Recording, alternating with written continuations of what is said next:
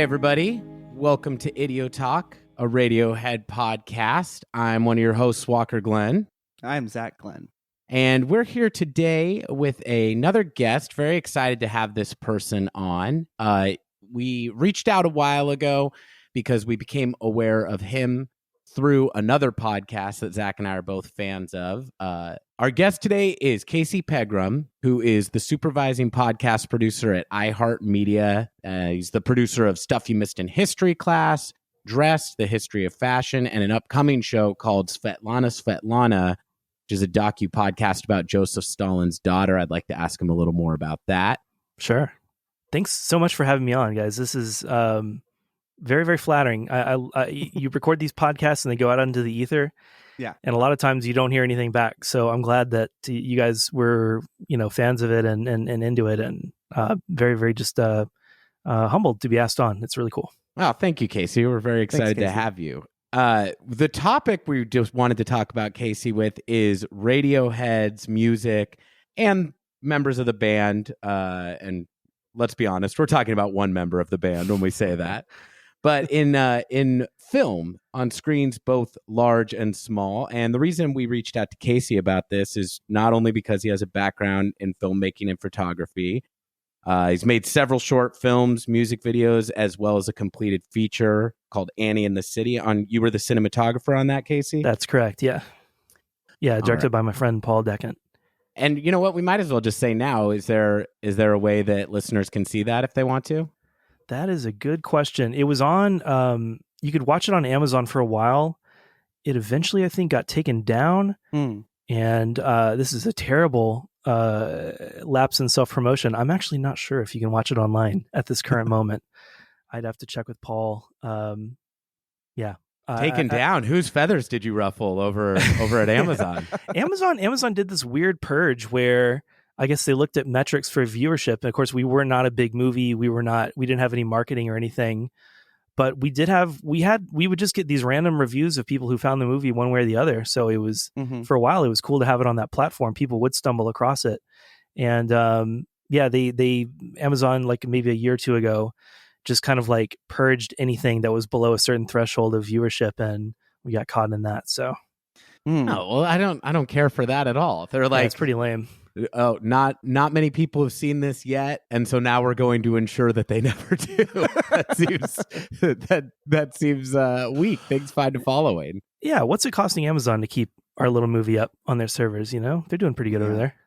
I think they're doing well. Yeah, this is just another way that Amazon is screwing over the little man, right?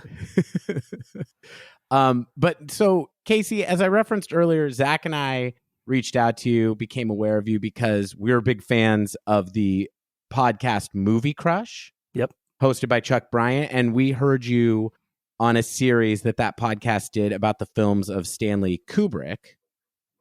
And when we listened to that, and we're kind of talking about guests for the show, and people who might, kind of share our interest profile, we're like, there's no way somebody who likes Stanley Kubrick this much is not listening to their Radiohead. It's just, It's just a given, right? And we were correct about that assumption. Yeah, you nailed it. That you could not have found probably a better fit for being both a huge Kubrick fan and a huge Radiohead fan. So well done. Yeah, and those basically, if you listen to this show, you know that those are basically the two reference points that Zach and I have on this podcast. But before we get into kind of the band and your background connection with them, I know Zach might have a question or comment just about your love of Stanley Kubrick in general. Well, yeah, I mean, I was mentioning it before we were recording, but I've listened to that series, Casey on Kubrick, I believe is the title of it. Listeners, go check it out. Well, hopefully we can link it in the notes, or at least one or two episodes. But yeah, I've listened to it many, many times, and I had seen The Shining in 2001 at various points prior to that, but it was kind of cool because I was recovering from a shoulder surgery I'd done, so I had 2 months off of paid leave, and right around when those episodes came out, and so having listened to your episode on The Shining and then on Barry Lyndon and Eyes Wide Shut, I just dove in full throttle and really became just incredibly, obsessed with his filmography. I've read quite a few books about, how his movies are made and all that. And obviously I could spend, an entire episode just on that. But I recall this really amazing anecdote you talk about, I think in the Shining episode, of you kind of realizing that The Shining and 2001: A Space Odyssey were made by the same person. And what's so cool is it's a really like tactile story that I can relate to. And frankly, I wonder if kids nowadays are going to experience anything remotely similar without a physical artifact representing the movie itself. But regardless, I have like memories adjacent to that, not identical at all. And it's such a amazing story in Kubrick context. But I was just curious if you had anything similar in the form of memories or season in life similar to that, just pertaining to film overall, like a season or a moment when you realized that you liked film maybe more than most kids your own age.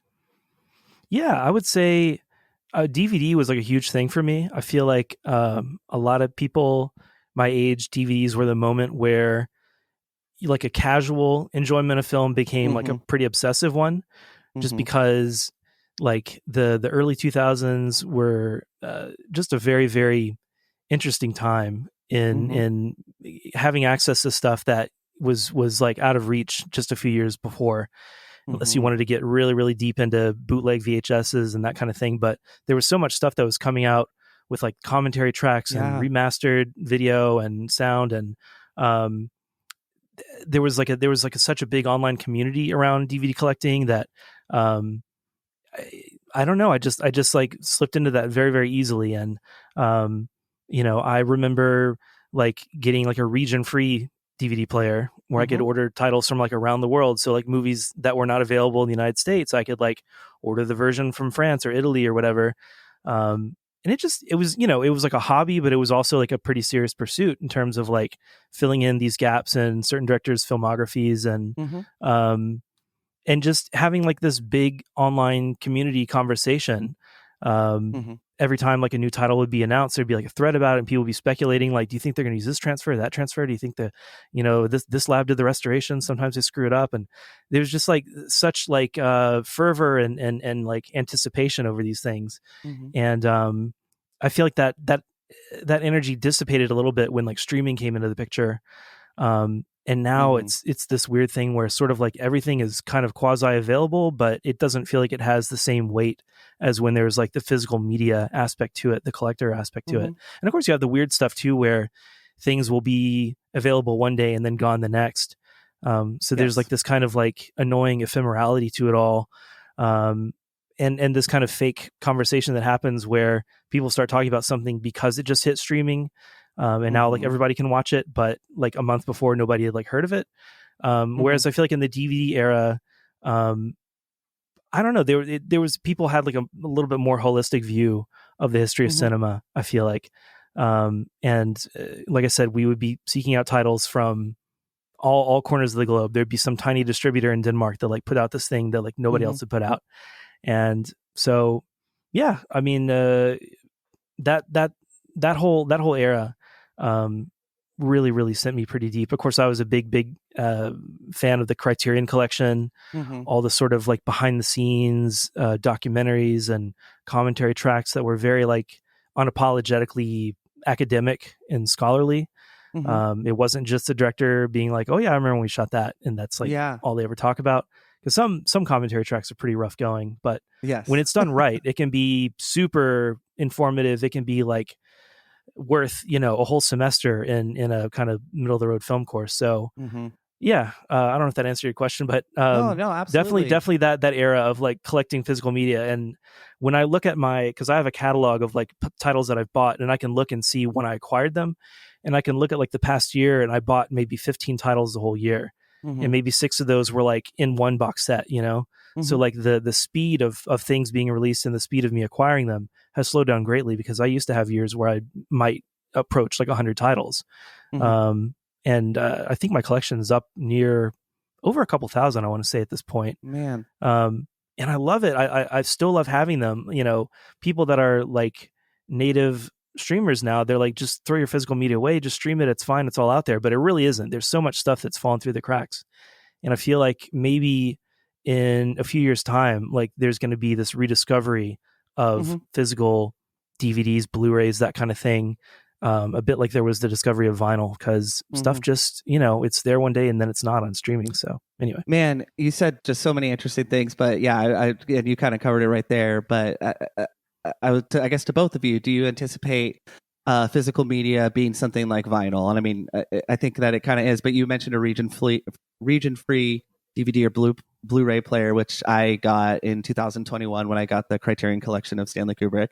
And nice. Even though I think that it comes with, you could play, each movie has 2 discs, but yeah, and it's really cool because interestingly enough, like one of his movies, actually the version that played over in England actually had stuff cut out of The Shining. That's right. Yeah. But still, it's great to have, and I've expanded my collection a little bit, and I think it's easy to feel a little bit old and go, kind of kids these days, because maybe folks who, grew up in the 60s and 70s when they would have to, go to the theater and that was it. Maybe they resented in the 80s when VHS players started to, come like, oh, it's so easy and there's no effort. Who knows? It's always easy to. But I do think that like there could be a renaissance in the way of vinyl. And Walker, I don't know if you want to add anything onto that. But I mean, I really share the ethic of what you're saying. I'm a little skeptical that there's going to be a big resurgence of people collecting physical copies of movies, but I have a great deal of like kind of stream related anxiety because I don't really buy anything. I buy a lot of music on vinyl, but I don't really buy movies except for when I have it in my head that I want to see something that isn't available on streaming, and then it becomes incredibly important that I see it. And the 2 recent examples I have of that are the Peck and Paw movie Straw Dogs. Oh yeah. I could never find on streaming, and it wasn't even that I like had to see that movie that bad. It was just, well, it's not available on streaming. I'm finally gonna just buy it. And then more recently, I just saw Heavenly Creatures, Peter Jackson's movie. Yeah. With Melanie Linsky and Kate Winslet, both their first movie, actually. And that was, I've been checking for like the last 4 years if it was on streaming. And so I finally bought a $5 DVD from Korea and got to watch it. But I don't know. I really love physical media. I really miss going to the video store. But I just wonder if the time and effort is something that a new generation is going to put into that. But I could be wrong.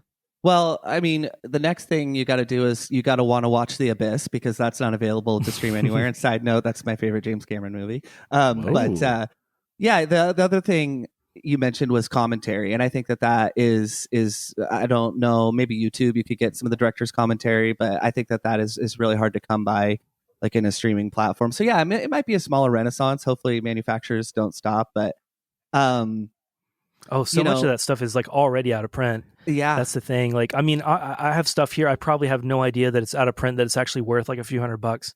Sometimes you'll be shocked by that kind of thing. The only streaming service I know that does the commentaries really is the Criterion Channel, and of course that's a very narrow band of movies. Like it's all the stuff that they distribute, it's all the stuff that they kind of put out, and they have like their particular approach to cinema and everything, which is great, but it doesn't cover like 90% of the ground of cinema overall is outside of that kind of rarefied art house thing. So a lot of the stuff is just like it's rare, and it's going to get more and more rare, I feel like. And I also don't know if people are actually going to be seeking out the physical artifact, if there's going to be some other way that stuff eventually becomes available, if it makes sense economically. I mean, so much of the time it's about like copyrights and rights expiring, and they revert back to this one, and this one doesn't want to put it out now. And so there's just, it's really weird. Like for a long time in that DVD Blu-ray era, it felt like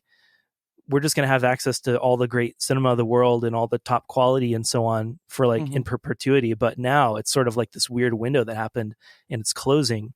And the same way that like, films used to like play in theaters, and then they would just literally like trash the film. It would just, there would be no preservation. There would be no like keeping it. It would just like vanish, you know. There are films by like great directors from the early 20th century that are lost now. It's hard to imagine that like there could be like a Murnau movie that just like nobody can see anymore or something like that. So I worry in some ways that the same thing could happen on a smaller scale in the digital realm. And I mean, gosh, even streaming shows, like there's a lot of great content that's never been on physical media, right? That has only existed as streaming and then has disappeared from streaming. So the only place you could go is like on torrents or whatever to try to find it. So I mean, there's unquestionably there's going to be stuff from this era that also like gets lost, or if not lost, like the only copy is going to be like a 480p YouTube upload that's like, you know, just a facsimile of like the real thing. So it's really weird. I mean, it's fascinating in a way to consider that as far as we've come, we're still kind of like in this precarious position with the history of cinema. Yeah. Casey, it's time to start selling bootleg DVDs of Annie in the City out of the trunk of your car. Yeah, you know, I like that idea.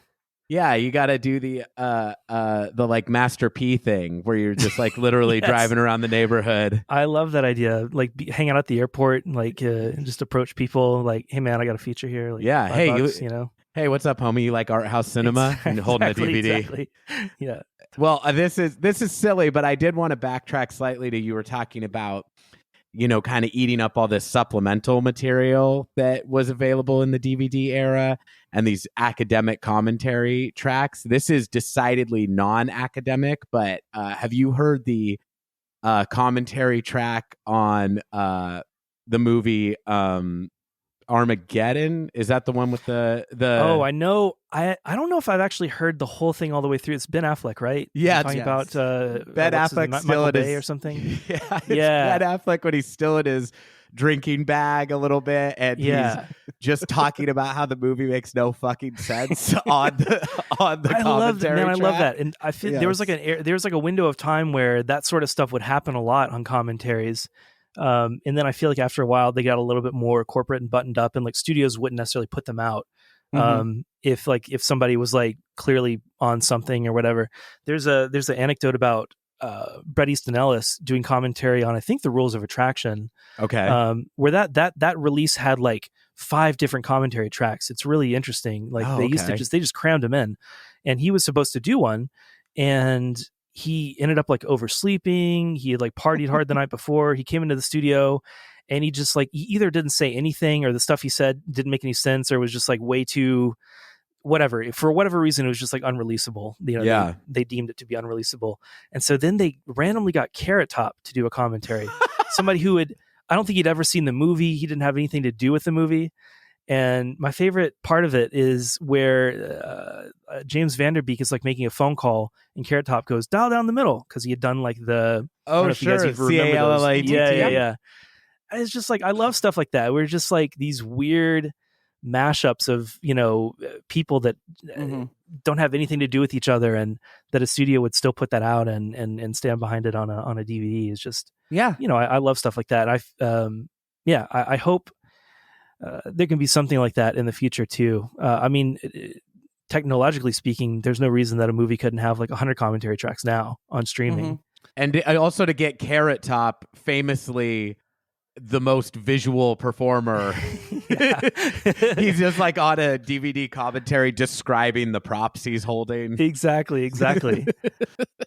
Yeah, I don't know what the mechanism was for him to get asked to do that and then actually accept and then go do it, and it's so funny just to consider how did that happen. Cocaine may have been a factor. Certainly there was a lot of that involved. Yeah. No, I remember I think you may have mentioned this on one of your appearances on Movie Crush, but Steven Soderbergh's commentary for Sex, Lies, and Videotape, which I did listen to. Yeah, and I'm a big fan of that movie, and they're talking. I forget who kind of wanders into the room.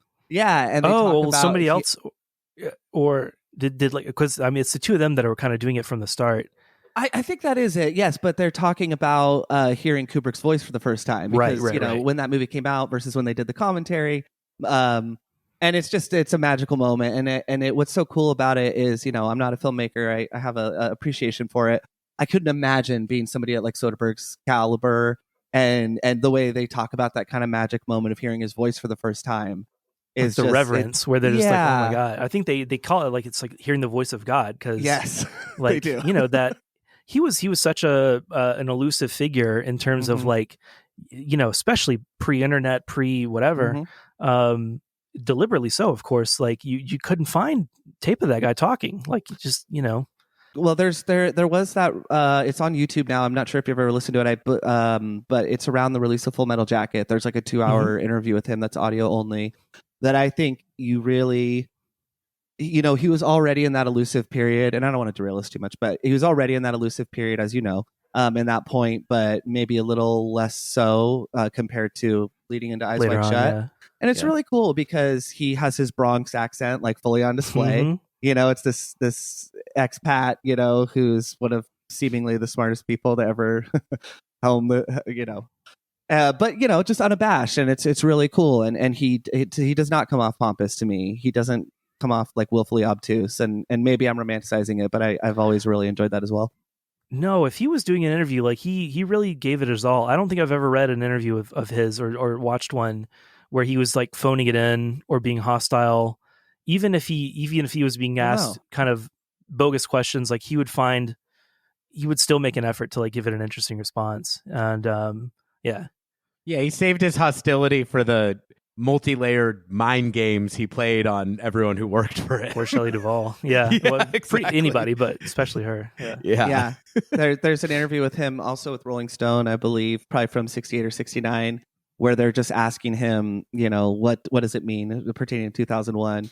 And he's really just, you know, I love it. Just you know, make it your own, you know, kind of. I'm paraphrasing, obviously. Sure. And I think that is the right way to go.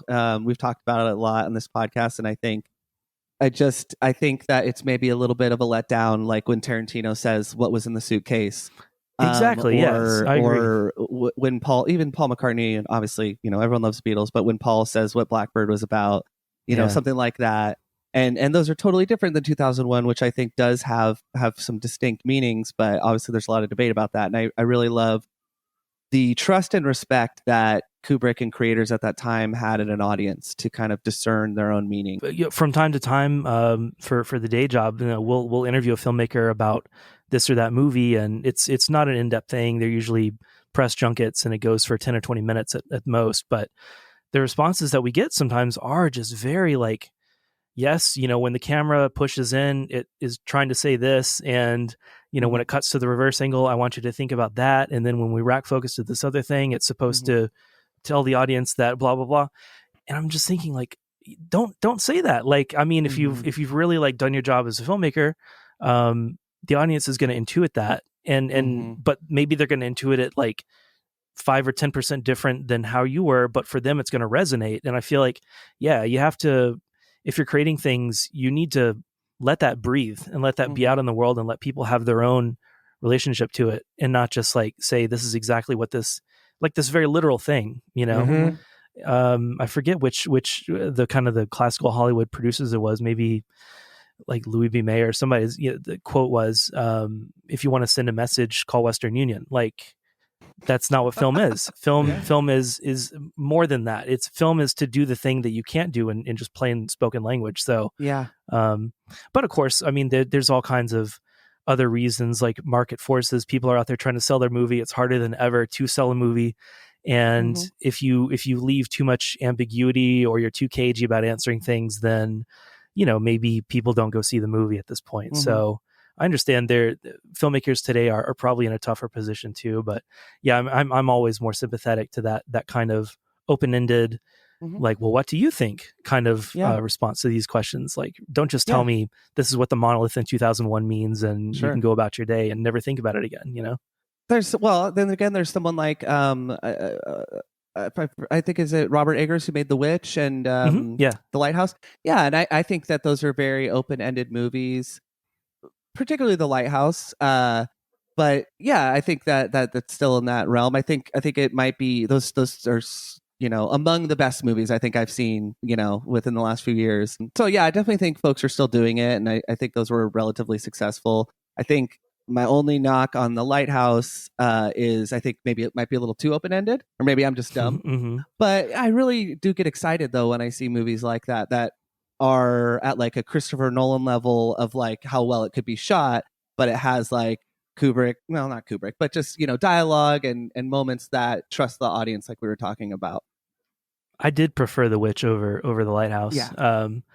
And yeah, Eggers, in interviews that I've read, like he's really happy to talk about research and talk about like all the kind of things that are informing the movie, without maybe having to push too far into like just giving the audience like a decoded meaning of everything.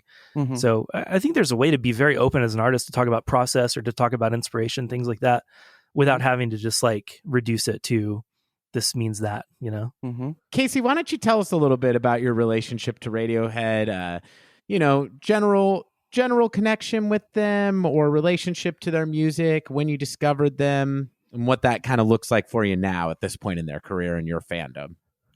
Sure. So I think my first exposure to Radiohead was around the OK Computer era. I was not aware of them. Really, like, I don't think I'd heard Creep.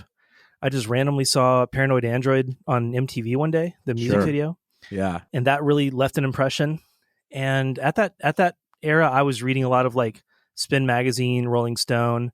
So as the album came out and it was making like all the top 10 lists and it was having all these articles written about it and interviews with the band and that sort of thing, I just had a general awareness that like there's this band Radiohead that's generating a lot of buzz, and people seem really into it. But I hadn't actually heard the album. I remember I was at a friend of mine's house and his mom was listening to OK Computer. And I was like, this is interesting. This is kind of unlike anything I've heard before. And I want to know more about it. And so I guess probably near the end of 97, beginning of 98 is when I bought the CD. And I mean, I just loved it. And I immediately went out, got the Benz. I probably got Pablo Honey, although I actually don't remember to this day if I have a physical copy of Pablo Honey or not. So it probably gives you a little bit of my position on that album. Although I do like some songs off of it. Sure. But it's not like I'm not reaching for Pablo Honey most of the time. Mm-hmm. But I absolutely love the Benz, loved OK Computer. And I was a very, I was kind of your typical profile of like a somewhat lonely, depressed, alienated teenager. So I know you guys are not hate to like pigeonhole Radiohead as like that's what they are, or that's what the music is, and I agree. It's not only that, but it did resonate quite a bit. Hearing those kind of those emotional registers that they can evoke, certainly resonated with me. And so this was around, I would have been probably like a freshman in high school when all this was going on, freshman and sophomore. And so, I was listening to OK Computer all the time. And then, the build up to Kid A began to happen.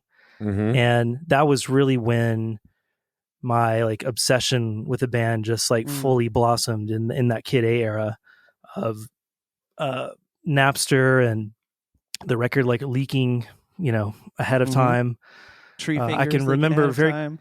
Yeah, I can remember very clearly. Like, I had a friend who his birthday event was going to a Dave Matthews Band concert here in Atlanta. So I went to see Dave Matthews, who it's okay. I'm not like a hater, but I'm also not like a number one fan. So I went to this Dave Matthews concert. I came home that night and Kid A had like leaked onto Napster. And so I sat up on my computer till like 3 a.m, just downloading a track at a time. I can still remember very vividly, just like super late at night, the national anthem finished downloading, because they were all coming in like out of order, like one would finish ahead of the other. This was still like, it wasn't quite 56K modem days, but it was like pretty slow cable modem. So, it would take like 30 minutes for one song to download. And so, the national anthem finished downloading. I clicked play on it, heard that bass line, just heard like that crazy expanded soundscape and like the jazz horns at the end and just like the intensity of it, and just felt like this is like the best band in the world. This is incredible. I can't believe what I'm hearing right now. And so that was just such a moment. I continued to be just absolutely obsessed with them through Kid A, through Amnesiac. it was a long period between, or it seemed anyway, like a long period between Amnesiac and In Rainbows. So in those years, my musical taste expanded quite a lot, drifted quite a lot, but I was still there like day one when they put that thing up for name your own price and all that. Like I was there right away, and I did actually send them some money. I did actually buy a physical copy, all that. So it just continued on, and yeah. Anyway, I could ramble forever, but that gives you, I guess, some idea. I mean, I would say like Radiohead was like, it felt like it was part of my identity. Like it was beyond just like liking a band. There are plenty of other bands that I liked. Like before I got into Radiohead, I was super into Beck, but I wouldn't like introduce myself as like a Beck fan or something, Sure. Like not that I would introduce myself as a Radio fan either, but it was just the sort of thing. If you met somebody and you found out they were into Radiohead too, it was like you guys were immediate friends. Like it's just like, oh my God, you know about that band? Like they're so incredible. And have you heard this? And so, yeah, Radiohead was just like a huge, huge part of my whole like teenage experience. And I still love Radiohead. I'm still a big, big fan, but it's never been more intense than like that period. Yeah, sure. Are you following the Smile and I have to say, like, I've only heard the album a couple times. Okay. So I need to give it more listens. I like what I've heard. But it so far has not like gripped me in the same way that even like a Moonshaped Pool, really, really pulled me back into the band heavily. I like a lot about the Smile. There's something about it where I'm like, but I wish it was a Radiohead record. I wish it just had that extra, whatever that extra thing is when you add the other guys in. And we call that extra thing Ed. Yeah, yeah, I know. So, but I mean, I'm glad that they're doing it. I'm glad that they're seem to be having this kind of like burst of inspiration. That's like a second album that's going to be coming out like in pretty rapid succession, and there's new songs all the time. And I mean, it's really cool. I think it's really, really cool. And I just need to give it, more of my attention, really. So Moonshaped Pool was your Michael Corleone Godfather 3 moment of they pulled me back in. No. That's right. I mean, I love the King of Limbs. I like quite a lot as well.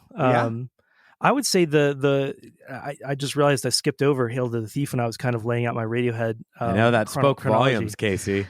And I mean, but at the time, like, I'm sure you guys can relate to this. At the time, like back, especially like in the CD era, if you bought something, whether you liked it or not, you were still going to listen to it like over and over and over. Yeah. And so that one, I mean, I like that. I do like that record, and I did listen to it over and over. And I again had the experience of downloading like the leaked version, and then noticing some of the differences between the leak and the real version. Especially Sit Down, Stand Up. I remember that being kind of a pronounced difference where I remember, I don't know if this is even correct, but in my memory anyway, in the leak version, it doesn't have that electronic drum machine at the beginning. Correct. It's just the do do do do do do do do do do do do, which I thought was so much better to not have that. Anyway, pew pew. That's just my little pew pew pew. Yeah, the laser sounds. That's just my little pet peeve. It's like, why? Like what? They had to rush production on a few of them because the track listing was already set. And a certain respect, and maybe even like the lyric booklet, lyric booklet and everything was set. So there'd been a ton of investment from EMI and probably from the band themselves. Interesting. As far as what the track listing was going to be. So for songs like Backdrifts, let's go chronologically. Sit Down, Stand Up, Backdrifts, and then Myxomatosis. And I think you could kind of hear it when you listen to it that those, regardless how good of songs they would ever be at their complete finished version, I think there is a sense of either rushed in the case of Sit Down, Stand Up, and I do prefer the version that you're referring to as well, and then Backdrifts, you can really hear like a high level of aspirational production that maybe Radiohead had even surpassed in like Amnesiac and Kid A. Right. But I think that was part of it. And then you have like some of my personal favorites of all time, like 2 + 2 = 5, and They're There, which are just rounded out to perfection. So I think that album, it's right in line with former guests we've had that I would venture to say their fanship sort of peaked at the same time yours did. I'm thinking of Jesse Rimler Walker. He, sort of had the same experience of like when he was the most passionate about the band as what you described. It's so funny. One thing you said that I really latched onto is being a Beck fan.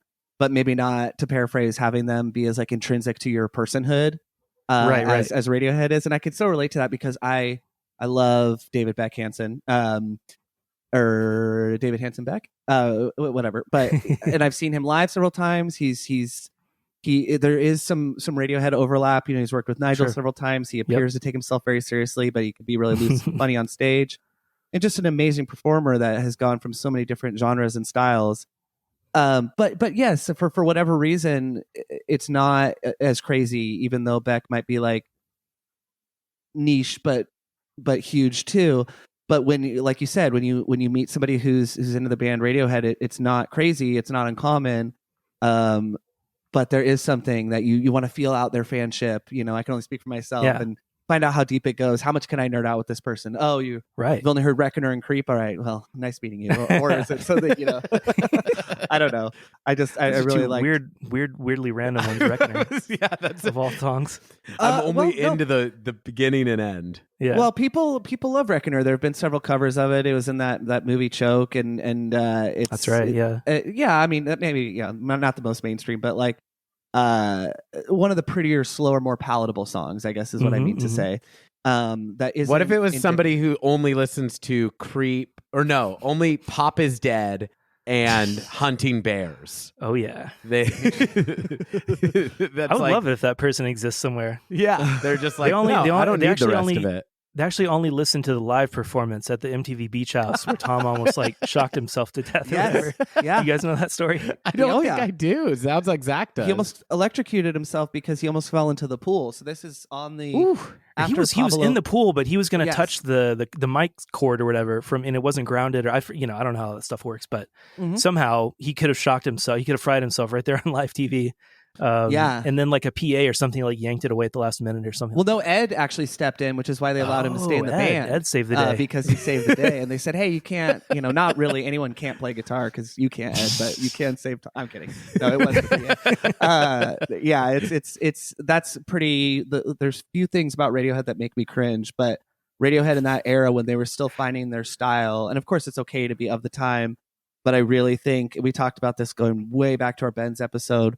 What's so interesting is I think they were finding their identity both in the way they dressed and looked and how comfortable they were with themselves, like on the Bends. But I think there was this very brief window of time when Radiohead was still very much under the thumb of the studio, when I think there was an effort to like, can Tom York be a sex symbol?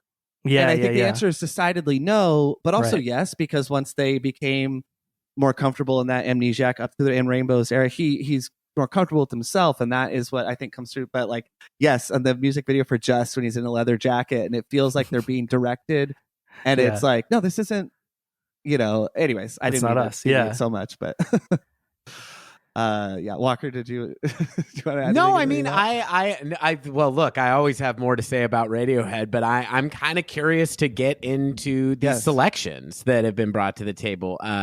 And I want to just, compliment the episode that we're recording right now and say that we have talked about film, we've talked about Radiohead, and now these things are about to come together, right? I mean, this is, I dare say we're on a 3-act structure here on this episode of Video Talk. Yeah, I'm curious.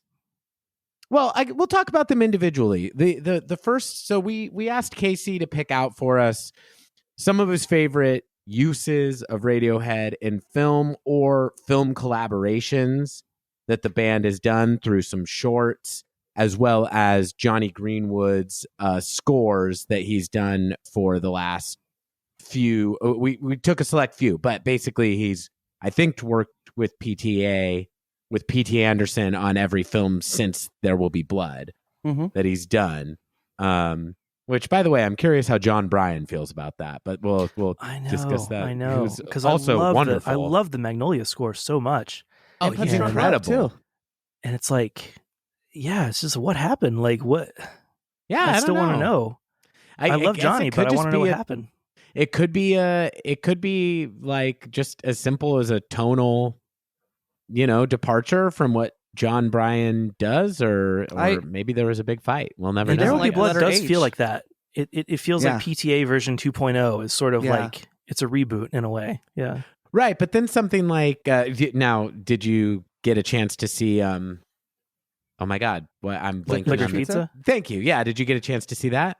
And I was going to try to watch it for this episode so I'd at least have something to say about the most recent one. But again, as insane as it is, because I saw Phantom Thread 4 times in the theater, right? Sure. Like opening day, and then just went back the next day and kept going. And but I have not gotten to Licorice Pizza yet. So but it's nice to know that it's like it's there anytime. I have like a new Paul Thomas Anderson movie to watch just whenever I feel like it. So yeah, that's incredibly exciting. And I will say, for purposes of our conversation, that movie has more needle drops than score, right. even though Johnny Greenwood is doing the score. But that is one where if tonally he's done something that could fit the kind of John Bryan style, I in his last several movies, I would say it'd be that. But in any case, he and Johnny Greenwood have a very, very fruitful collaboration with each other. But the first thing that I loaded up here is the use of Everything in Its Right Place in the opening of Vanilla Sky. Yes. And I think there's a little, there we go. So that's playing in the background here. And why don't you talk to me about why this stands out to you and why you picked this? This was like something about this movie. It came out pretty close to. I mean, it came out pretty close to the release of Kid A. I think it's like the next year, right? So yes. And at this point, even though Radiohead were like a huge band and everybody was talking about them in sort of like, tastemaker type circles, it still felt a little jarring and a little cool, like you were in on something secret when you saw, Everything in Its Right Place come up at the beginning of like a Tom Cruise movie, you know? And also, like, I mean, it was because before this, Cameron Crowe had done like Jerry Maguire, he'd done Almost Famous. Yeah, it was I think immediately preceded this one. Yeah. And it just kind of felt like, I don't know, there's something very of its time in a way, but also kind of timeless, the way it's used here. I mean, I think it worked. It fundamentally works for the film and the tone they're trying to establish and the mood and everything. And I feel like Radiohead is one of the more difficult bands to use well in a film, in the sense that, at least me as a Radiohead fan, when I'm watching, if a Radiohead song comes on and it's just kind of like being used as like background filler, it's very distracting. It's like, don't do that. Don't just use Radiohead as wallpaper. Like, and I love the way that it's so central in this movie and in setting everything up. I mean, the movie honestly is drawing a lot of its impact, I would say, from using that Radiohead song, because if you looked at that sequence of Tom Cruise like getting ready in his apartment and so on, like, it's not the most compelling thing just on a purely visual level, but married to this music and kind of setting the tone, it's like, this is really a memorable use of the song. I think that's very well said, because I don't remember a ton about this movie apart from this opening, and I think that which is not to say that the movie's good or bad. I just have not seen it in a really long time, but I think that it's because of the music that opening scene is so strongly on my mind still all this time later. I think because it's cool to see an acted out version of what so many Radiohead songs are about for me, which is like the horror of daily routine. For sure. And just the terrifying banality of life and all your perfect little possessions in their right place. And that is what's happening, right? We're seeing him start his day. You're seeing like his like swank apartment. At the time, he has a flat screen TV that's on like a stand that like kind of like booms down to the ground automatically. Oh yeah. Which, whatever today, but at the time it was like, ooh, that's kind of fancy. And obviously, like, you see him like look in the mirror and he plucks out a gray hair. This one single hair that's out of place. Yeah, exactly. And he kind of looks at himself like, okay, I still got it. And then like gets in his cool car and like starts driving down the street. And then the song fades out. I mean, the other thing that surprised me in revisiting the sequence is that the song doesn't even play for very long. No. They fade it out by the time he gets to the lemons part. So it's really just like, I didn't time it, but it's maybe a minute or 45 seconds or something like that. Maybe a little longer, but it's short. It's short. It never comes that's like back long in terms of a needle drop, right? That is true. Yeah. A lot of needle drops are just obnoxiously short. Sting. I think it's like, if you're gonna throw a song in there, like, use it. Like, don't just don't just put it up while they're like driving from one thing to another and then fade it back down like 10 seconds later. I also want to say there is another Radiohead song in this movie, and it's actually kind of the latter type of usage where I'm like, that song didn't need to be there, but they play I Might Be Wrong during like a bar scene. I just saw that today, and I was kind of astonished by that. It's like, as well as the first one works, the second one just kind of falls flat because it's like, what, you had to have like a second Radiohead song in there? You couldn't pick something different, or I don't know. Well, there's a lot of great needle drops in this movie. There's what is it? Fourth Time Around by Bob Dylan comes up in like a montage sequence with Penelope Cruz and Tom Cruise. That's really, really well done. So there's a lot of like great uses of music throughout this movie. And again, the music is doing a lot of the heavy lifting here. But yeah, it's funny to compare and contrast the two Radiohead songs and how well one works and how just kind of perfunctory the second one is. I love the needle drop right before he's going to go into surgery, and it's fully at the midpoint where you don't really, as the viewer, know what is full reality and what you're kind of like in David's sense of being. And it's that song "What If God Was One of Us," which is right. Yeah, but it just works so well. And I just want to say, it's astonishing to me. I know this movie is a remake of I think it's a Spanish film, and the movie does start with Penelope Cruz saying, "David, open your eyes," which is also how the movie closes. So it has this nice like circular motion, and I'm not the biggest Cameron Crowe fan. I do like Jerry Maguire, but I think it astonishes me, even though it's a remake, how well used this song is to set a tone. I mean, on so many levels. So like it tells us almost everything we need to know about David, or at least everything we think he like is projecting that he wants us to know about him. Yep. About his image and his appearance, that everything is in its right place, even though like his apartment is sort of messy from getting laid the night before, or whatever. But everything is in its right place. If there is something wrong, he'll pluck it out. It's so smart. But then as the film progresses, even within that first 2 minutes, we see that everything is not in its right place. Just like with the song, as Tom's vocal affectation gets more chaotic, or it gets harder and harder to find the tonal center, and it's so like it conveys a sense of disorientation, confusion, anger, just as like, which is what David's arc is. And I just like, the last thing I just want to say is I feel like this marks the point of like Tom Cruise's experimental take me seriously as an actor phase. Right. Like it's after Magnolia. Yep. It's obviously Cameron Crowe saw Eyes Wide Shut. I think this movie has a little bit of that, some influence on it.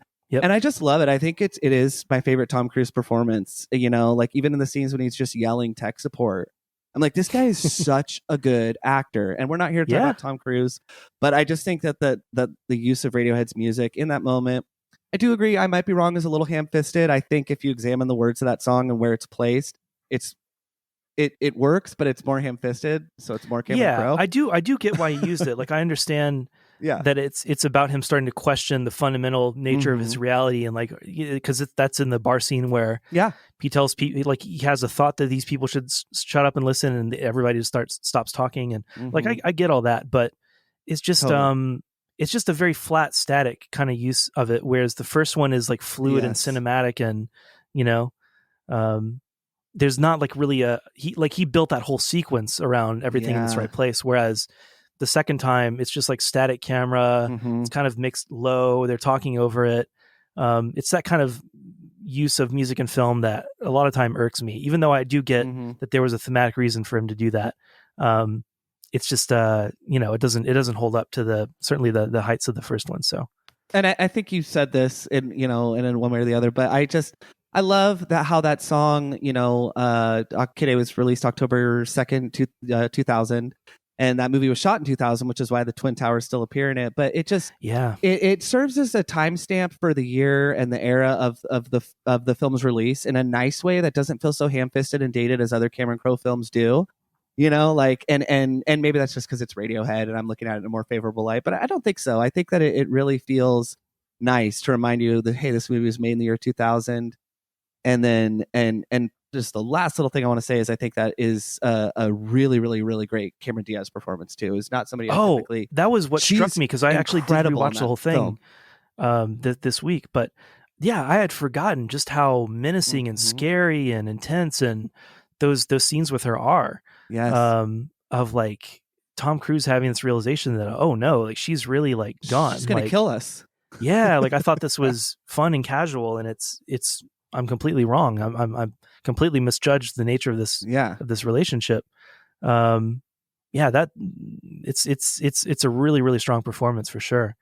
And I did want to say, like, the Vanilla Sky, it does capture this like pre 9/11 moment, I feel like, better than almost any other film I can think of. Totally. Of like, it's the tail end of the 90s. Of course, it's 2000, 2001, but there's every decade has like that overhang from the decade before that sticks around for a few years before you kind of figure out what the new thing is going to be. Unfortunately for us, it was 9/11 and the war on terror and George W. Bush, all this kind of stuff. But there's just something, I don't know. It's an accidental period piece in a way. Absolutely. And even with the opening in Times Square being empty, it's like the perfect metaphor for like what that is, of like 90s prosperity, and New York is the center of the world, and America is kind of at the height of its powers and so on, and it's the end of history and all this kind of stuff. And then all the stuff that followed afterwards, and everything is so placid in our culture at this moment, seemingly, that I think the stakes are so low in a way that like it's just about a rich guy. Simulation idea is why it's so popular around that time in film too. Of just like, it's the question is, there's got to be more than this, right? Yeah, right. And I feel like that question is asked in cinema less right now. The question is more like, how quickly are things going to completely fall apart?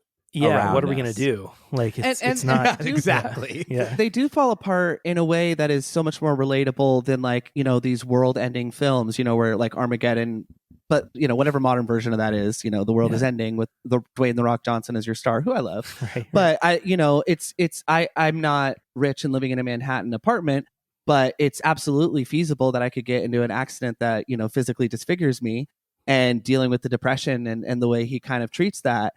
And I'm not saying it's that relatable, but it is really the sort of centered, and I love that we get to see Tom Cruise. Like, there's certain scenes where he's shot yelling at the medical board where you could tell, oh, this guy's 5'7", and that's okay. It's on display. Yeah. It's the last time that we get to see Tom Cruise looking somewhat natural. And I mean, the fact that he is disfigured, like, we never see Tom Cruise in a vulnerable position like that. So it really is, in a way, where in the same way Eyes Wide Shut, where it's like he was under the thumb of the director. Right. He probably had a lot more latitude and leeway with Cameron Crowe, but I mean, now we never see Tom Cruise in a position of vulnerability. And I love that so much. What you had said earlier about, like, this is the last gasp of Tom Cruise in his sort of like take me seriously period. Yeah.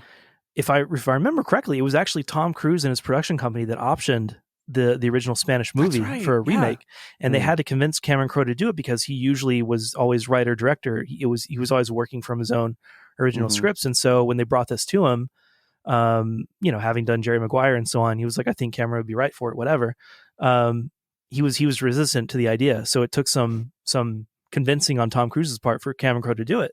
And I think it's such a, like, looking back, it's like, why did they think Cameron Crowe could do this movie even? Like, what was it about Cameron Crowe's past filmography that suggested that this movie would be a good fit? But it really was. Like, I mean, I think it totally works, but it's a weird pick in a way, because I would have gone, I don't know, somebody that had like more darkness or more like kind of, just seems like a different sort of filmography or something. Exactly. Something like somebody like that. Like, why get Cameron Crowe? But the only thing that makes a lot of sense is the centrality of music in the movie, is a big part of what Crowe brings to it, and I think what works about it. So in that sense, it works. But I don't know if that was even suggested in the original material, or if that's just how it went once Cameron Crowe was working on it. Well, I think where he really succeeds is in the when Penelope Cruz and Tom Cruise are developing their love story. It's so Cameron Crowe. There's cheesy music in the background. They're being cheesy, their flirtation feels genuine and real. They do another needle drop of Salisbury Hill, right? Yes, which I think was in Jerry Maguire, if I remember correctly.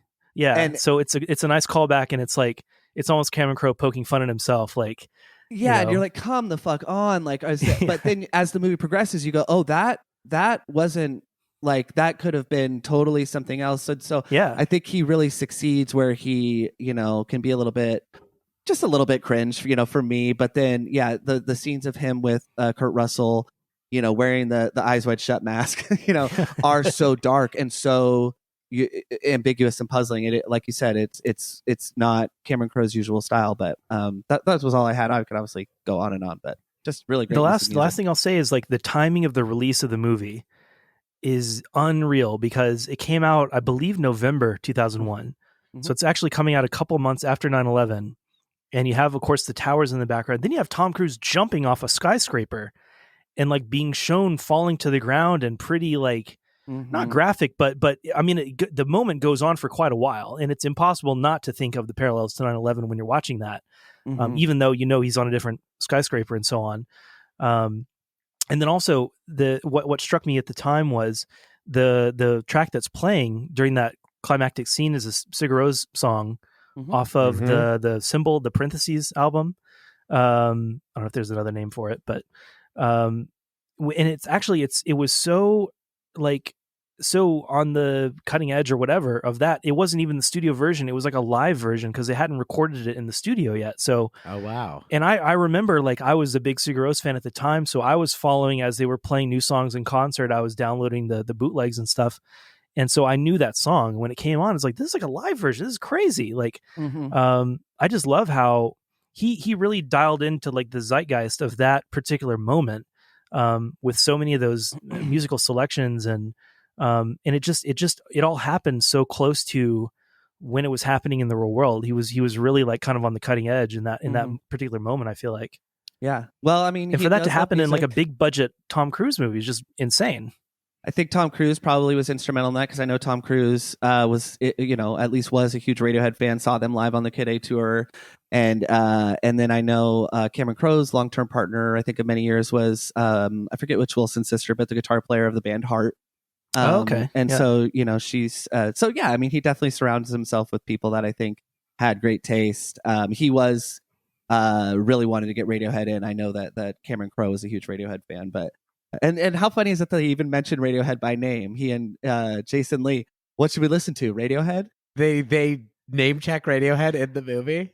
Yeah, it's as the accident is about to happen. The With first Jason time Lee. It doesn't culminate, but it's in the glove box, and they're picking out what CD to listen to, and those are the three bands he throws out as options, and then they almost die in a car accident. It'd be great if it was like even less artful than that, and it's like they're not picking out a CD, but Jason Lee's like, "Hey man, you seem distracted. What are you thinking about?" And it's just how much I like that band Radiohead. Yeah, their really album Kid A just does came feel out. like that. I mean, that line falls so flat every time. Like there's just something fundamentally unbelievable about it. With Tom Cruise saying Radiohead, it's funny. I know. If me and Zach write a movie ever, there's going to be a lengthy, stilted dialogue exchange about how much the characters love Radiohead and wish they, whenever people aren't listening to Radiohead, they should be saying, "Hey, why aren't we listening to Radiohead right now?" I love it. So, Casey, another thing you picked that was actually new to me was the Paul Thomas Anderson. I suppose you could call it a music video. We can get a little more into how you would define this, but really kind of a short film set to the song Daydreaming, another Radiohead proper song that's from A Moon-Shaped Pool. Yeah, so there's this short film. I'm going to play the song in the background here. But yeah, why did this Daydreaming video stand out to you? Wow, I feel like it's such a strong piece of work visually to accompany the song. This is the way I experienced the song for the first time because when they first started announcing that the album was going to come out, I'm pretty sure this was the first thing anybody heard or saw, and it was, in my memory anyway, it was the video and the song at the same time. It wasn't like you got the song on its own first. So I remember I was in my cubicle at work. I was like editing something, then I saw an email or a tweet or a text or whatever. New Radiohead song. Okay, let's watch it. And I even debated with myself, do I want to watch it at work? Do I want to wait until I'm like at home? I can really just like fully immerse myself, reckon with this thing. I'm not going to have somebody like tap on my shoulder halfway through and interrupt it or whatever. But I went ahead and watched it at work, and I was immediately, I love Daydreaming. It's one of my favorite Radiohead songs anyway. And just so many things struck me about it. I would say in terms of the music, that piano, just how it feels like they've kind of integrated so much of Johnny's orchestral work back into the band in a way. Also, the standpoint from which he's writing feels really different and older and more mature for Radiohead. Obviously, there's the backstory behind the album and everything that was going on in Tom's personal life, and I don't know about the other band members, but it just the whole album feels like just an older band that's been through really, really tough stuff in their life. And I was thinking the other day about how, like, OK Computer especially is the sound of youth. It's like it's the sound of people in their 20s who were like rebelling and fighting against the system, fighting against the world, and sort of sticking a middle finger to the IMF or whatever, and just sort of being like, all that exists, this is all shit, I hate it, just like anti everything, and but of course trying to argue for a better way of life and so on. But by the time you get to Daydreaming, I feel like, and the video evokes this too, it's really more about almost like middle age. It's about life becoming less black and white and more gray, and about ambivalence and ambiguity, and things not being so cut and dry, and the way that even our experience of time as we age becomes more kind of fluid and slippery in a way. Like things that were 5 years ago can feel like 5 minutes ago, in a way that I think when you're younger, even a year feels like an eternity. But when you get to this like longer stretch, this middle stretch of your life, years pass like weeks sometimes. And I feel like the video captures that so well, the kind of visual metaphor that Paul Thomas Anderson is using of him walking through the series of doors, walking through these kind of banal domestic settings, and a laundry and such. Yeah, the laundry and endless kind of apartment corridors, like suburban homes, exactly. And, ugly elevators. It's really cool. It's sort of like the banality of existence, of daily existence, which I think Radiohead has always they've always alluded to that, but they've alluded to it in a more kind of like hostile way, I guess. And this is more just sort of like fully integrated. Like this is just what it is to be a human at some level. Everybody deals with this. It doesn't matter if you're Tom York or Tom Cruise or whatever. Like everybody has this experience of life sometimes, of just the monotony and the sameness and the kind of it's not all high drama. Some of it is just kind of you're daydreaming. You're kind of wandering through your life. You're in a bit of a fog. And I just feel like the song and the video evoke that so well. I mean, I know people have gone. Are you guys familiar with like some of this numerology, symbology, and stuff that's kind of like buried within the video? No, not at all. Within this video, no. Okay, so, and I'm not an expert on this either, so I may get some of this wrong, but roughly speaking, the number of doorways that he passes through, I believe, is correlated with the number of years the band has been together. Because there's the sort of reverse masking part at the end of the song where he's saying half of my life, which is both a reference, I believe, to his relationship with his former wife, and also possibly the band as well. But it's this feeling of like you've reached the middle point, and now you're looking back and you realize that maybe the most dramatic and momentous things may be behind you, and now you're kind of confronting this like stretch of middle age where things are going to take longer in a way. I mean, the amount of time the Radiohead takes between records now, and the question we all have at the moment of like, will there even be another Radiohead record? I mean, I hope there will be. It seems like there will be, but things just don't feel so guaranteed the way they did for a long time, and people's lives branch off in different directions. And I feel somehow that this video and this song encapsulates all of that in just a few minutes time. Without really directly referencing much of any of that lyrically, somehow it all comes across. I mean, lyrically, the song is a little bit, it kind of, what's the word? It's a little obtuse. It's a little obscure, unless you know a little bit of the background. Then you can fill in some of the blanks about the white room and all that, the window and where the sun shines through. Maybe that's talking about a hospital room, et cetera, et cetera. But yeah, I was just blown away by this video. And obviously the cinematography is beautiful. I love that opening shot where you have Tom walking towards the camera in this looks like a tunnel, like a parking garage or something like that. And you have these other people out of focus further behind him in the background. And it's kind of overexposed. And it's sort of like, it's from the perspective of if your eyes had adjusted to the interior light and you were looking out at the exterior light, you would kind of be overwhelmed by it.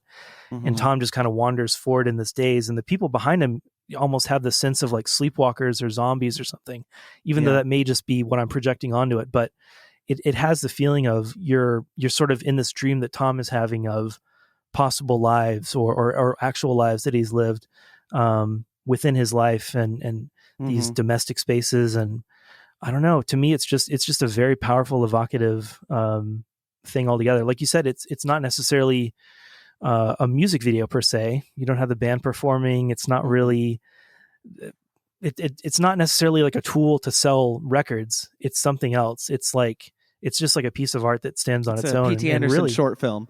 Yeah, it really is. And it's, I don't know. I really love it. It's one of my favorite things that either of them have done. And for them to have done it kind of together is just really, really powerful.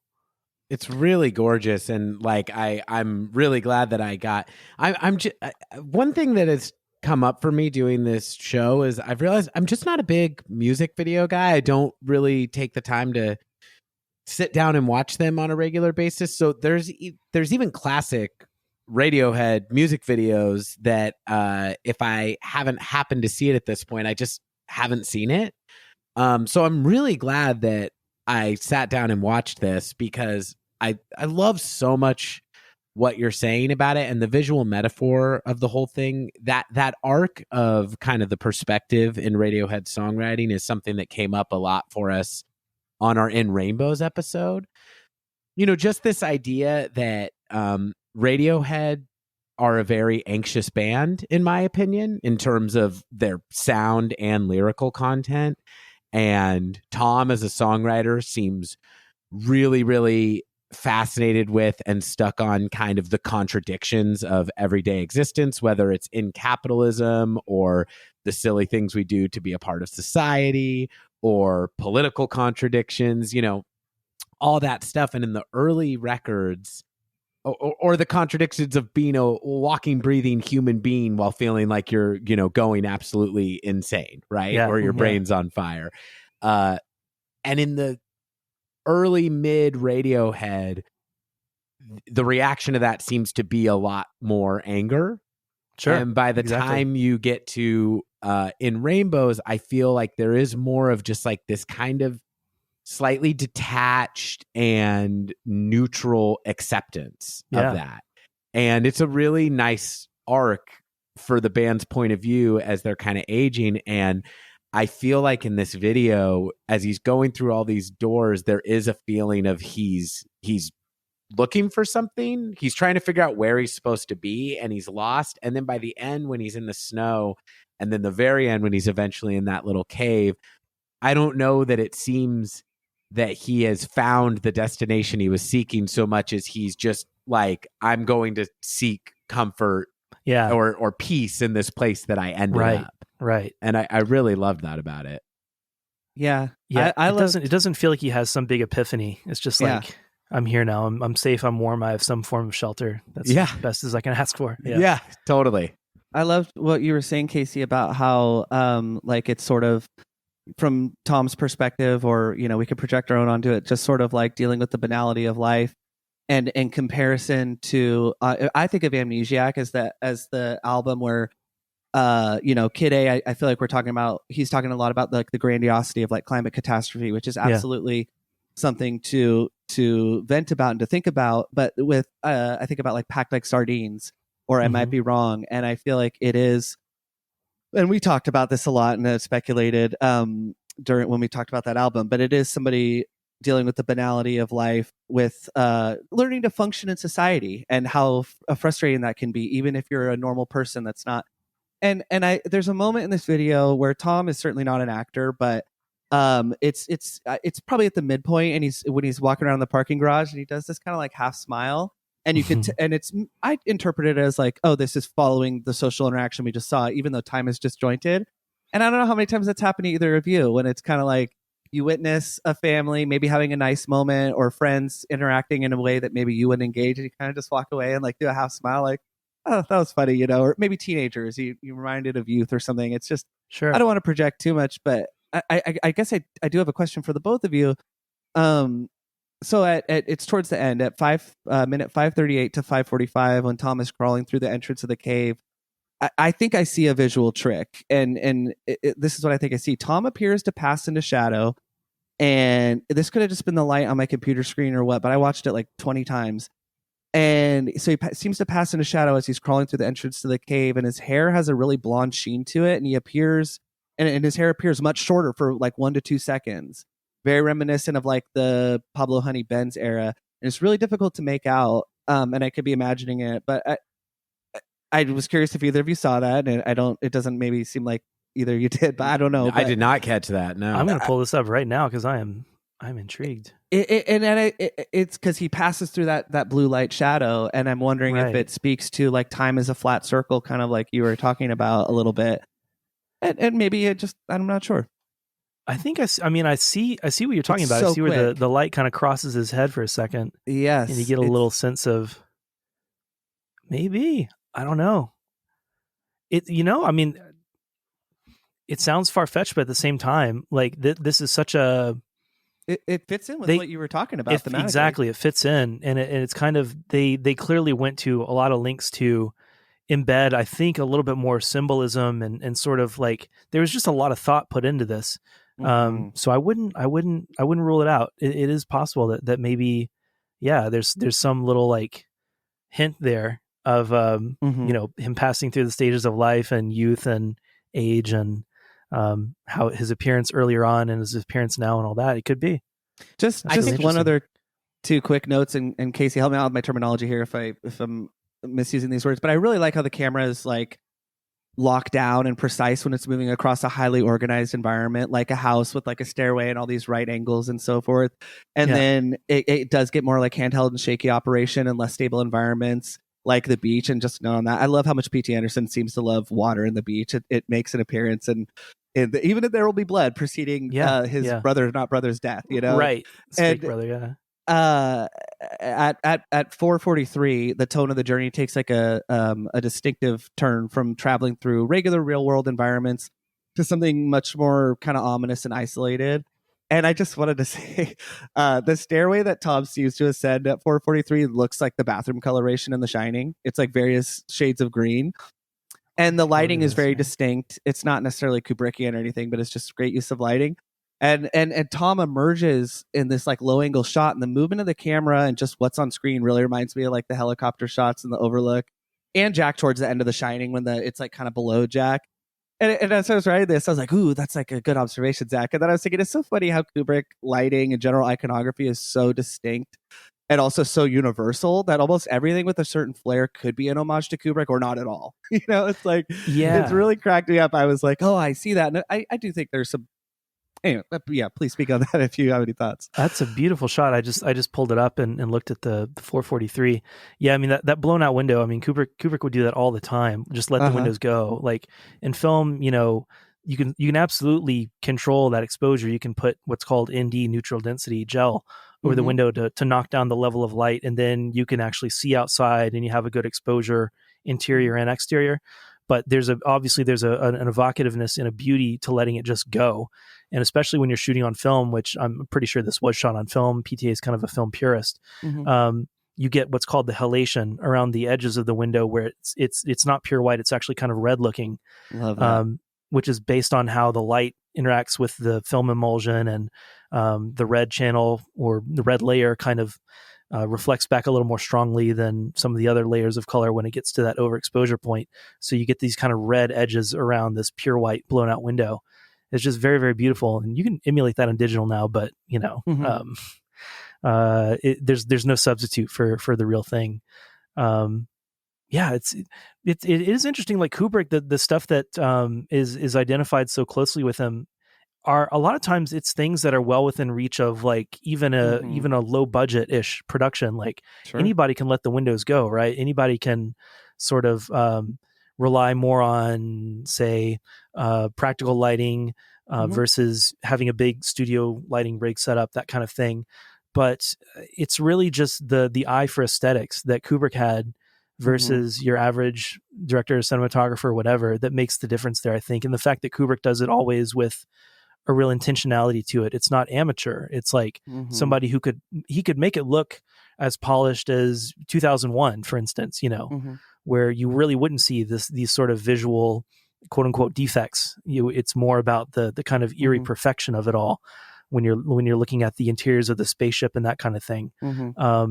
But letting the natural world just sort of like speak as the natural world in a context like this, when he's walking through this hallway, is just, it's great. It also reminds me, I don't know if you guys have seen it, the Gus Van Sant film Elephant. No. There's some beautiful tracking shots and Steadicam shots in that movie, and there's a kind of similar sequence where it's following behind a character and they walk up a staircase, and the light coming from these windows almost seems like otherworldly because of how heavily it overexposes on the film. And it's also shot in like over crank, so they're shooting maybe 48 or 60 frames a second, playing it back at 24, so it's got that nice slow motion fluid movement to it. Very floaty, very dreamy.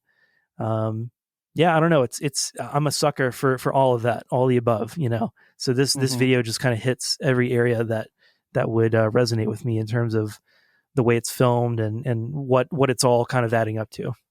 I loved it. I think there's kind of possibly a somewhat intentional talking about moving through time and maybe moving through, Radiohead's career, Tom's life a little bit. I think there might be an intentional callback in this video to the Karma Police video. Yes. And I don't know if I'm overreaching here, but when he's on, I believe, the elevator, or the lift, as he would call it. Right. There's only one instance of lip syncing to the song in this video. I believe it's that This Goes Beyond Me, Beyond You. Interesting. And it just reminded me of in the Karma Police video that he only lip syncs to the This Is What You Get. And even in the first chorus stops in the middle of the chorus. Right. And it's kind of barely making an effort to be in sync, and it feels like it's in that very Radioheady way, kind of calling out the artifice of the whole medium of having a music video. Yeah, it's like that kind of like just ever-present resentment of having to do any of this. Right, exactly. And so I'm not sure. I'm not sure how, if that's the intention here, kind of calling out that artifice again connects to what they're saying here, except that maybe it kind of pulls it back into a dreamy space, or maybe they're intentionally kind of going, hey, as we're moving through time, remember when we did this one thing somewhere in the middle of our career? Or if it's a coincidence, but I tend to doubt it with the level of precision of Paul Thomas Anderson and Tom York that would kind of be at play here. And it's something that I would almost never expect Radiohead to do, to like acknowledge their past in a way in a work like that, because they're always so like, they don't want to repeat what they've done before. They don't want to sort of like become in this weird insular self-referential thing, Right. But in this one instance, it's done so subtly that like you could watch it and just appreciate it on like the surface level, but if you want to go deeper, like there is more to it. It's very interesting. It's kind of, it feels like this song to me stands out from even the rest of A Moon-Shaped Pool. Is like, there's just something about it. I don't know. I can't It's a put it grower. into words. Yeah, it's a real grower, and it just it's like a State of the Union. It's like a mission statement, or I don't know. Maybe it points the way forward for what will come next for them. Hopefully, there's just something about it. It made a big impact on me. I'll tell you, we'll have to get into it more deeply in our Moon-Shaped Pool episode, but I will say this has kind of always been a little bit of a lesser track for me on that album, and I think I kind of am hearing it for the first time, having watched it in conjunction with this video, or in harmony with this video, and it's standing out a lot more to me now, and feel it has a much bigger impact than it had. It's I've always thought it's a nice song, but just a little bit of a sleepy one for me. And so I think, what are we, 7 years. 7 years from this album. So, this one's growing on me 7 years later. So it's got some staying power. I love that. Yeah. I mean, all the great stuff does, right? It might take 10 years, but eventually it's going to hit. What do y'all say we listen to some, speaking of PTA, that we listen to some of these selections from Johnny Greenwood's scores from, Casey specifically picked, There Will Be Blood, The Master, and Phantom Thread. Johnny Greenwood did also do the scores to Inherent Vice and Licorice Pizza, but I think these are three really evocative kind of movie music collaborations. I'll just go in chronological order here. So I had some flexibility with what I picked.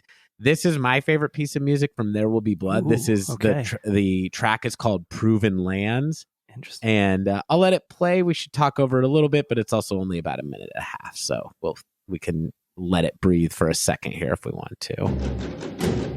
Oh, yeah, sure. It's when the oil well is burning, I think, right? Right? Don't you immediately see it in your mind? It's also used in the trailer a bit, I think, as well, of I'm an oil man. I can almost right. picture Daniel Plainview. Great selection. This is actually, I want to hear from our guest, of course, but I was watching a video on Johnny Greenwood and sort of his admiration and influence from the French composer Olivier Messiaen and the Polish composer Krzysztof Penderecki. I've heard of Penderecki and I've heard Penderecki too, right? Or yes. Penderecki, and I'm honestly not sure which one at the end of the day this person is the right one. was British and did have the S, so I'm going to defer to them. Okay.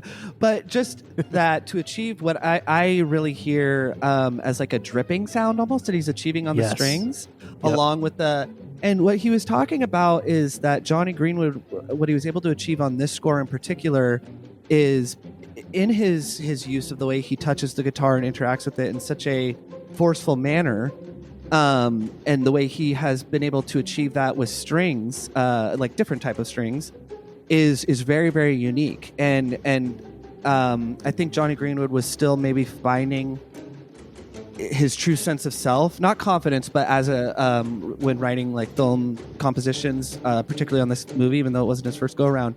And I think that sort of that curiosity that must have been there. And you can really hear the Penderecki influence on this in particular, but it's so unique. And like I read, this is so nerdy, but like he put a leaf, like a literal leaf from an oak tree, and would rub it on the strings to achieve some of these noises. So just such a sense of wonder and curiosity that I would like to hear either one of you talk about. But just really, really, really cool stuff. That's super cool. Yeah. I was watching just a YouTube interview with Johnny from, I think, 2021. He'd performed some of his film music live somewhere. Mm-hmm. And he was talking about how, I mean, his approach as a composer, he's sort of like a composer who's not a composer in the best possible way. As somebody that didn't, as far as I know, he didn't go to like conservatory or anything, right? Or did he? Does he have like he didn't. He dropped out of what would be college and to study there, but he has since, like Johnny Greenwood can sight read and use notation. But no, in terms of like classically trained, you wouldn't. Yeah. You would still not say that. Right. So largely self-taught. Yeah, which I think really comes through in like I said, the best possible way as like somebody who just doesn't have all these like sacred cows of like how it's supposed to be done or how it's always been done or he doesn't worry about like going against the tradition or trying something different. And I think he's still rock and roll. Yeah, exactly. And even in that interview, he was talking about like, he was talking about the concert that they were going to play that night or had played that night. He was like, the set list, you might think with classical music that it's like it's etched in stone and it's been that way for like months and we've just been rehearsing it over and over. But actually, like we picked that stuff out like earlier tonight when we decided what we were going to play, and it's all these like shorter pieces, maybe 3-4 minutes long. So just the same way that Radiohead might switch up a set list from the night before, he was doing the same thing with the performance of some of his film music. And so like it shows that he approaches he kind of approaches quote unquote rock music the same as he approaches classical music. It's just all music to him. And there's you don't put on your composer's hat and just take on the attitude of somebody from 50 or 100 years ago because you're dealing with these different instrumentation. You're just approaching it all as sound fundamentally. And so like his willingness to be experimental even while working in like a tradition, and obviously he's very comfortable and very willing to reference things from the past, whether it be Penderecki, whether it be Bernard Herrmann, whether it be as you said, Messiaen, things like that. Like he's taking it, but he's also he's pushing it somewhere new. It's not just imitation, right? It's like it's elaboration development, and he's pushing it forward. And I think that's just so cool. The way that he is able to exist in both worlds that seem often so disconnected. I'm a big fan of Steve Reich, I think is how you pronounce it. In my head, I've always heard Steve Reich, but I think, but he did this thing in I believe the 2000s, like Radiohead remix, I think it was called. Oh, you guys familiar with that? Yeah, and I felt like not I only maybe heard it once or twice, so I can't say too concretely, like I don't want to pass judgment on it too harshly, but it was just sort of like that was representing somebody that was pretty concretely, firmly in that orchestral classical mode, even though he's a kind of a non-traditional minimalist 20th century composer. There was just something like inert about it that I never feel in Johnny's classical work. Like it's just alive and it's breathing, and it's so uniquely suited, I think, for film, especially because film is all about like emotion and mood and tone.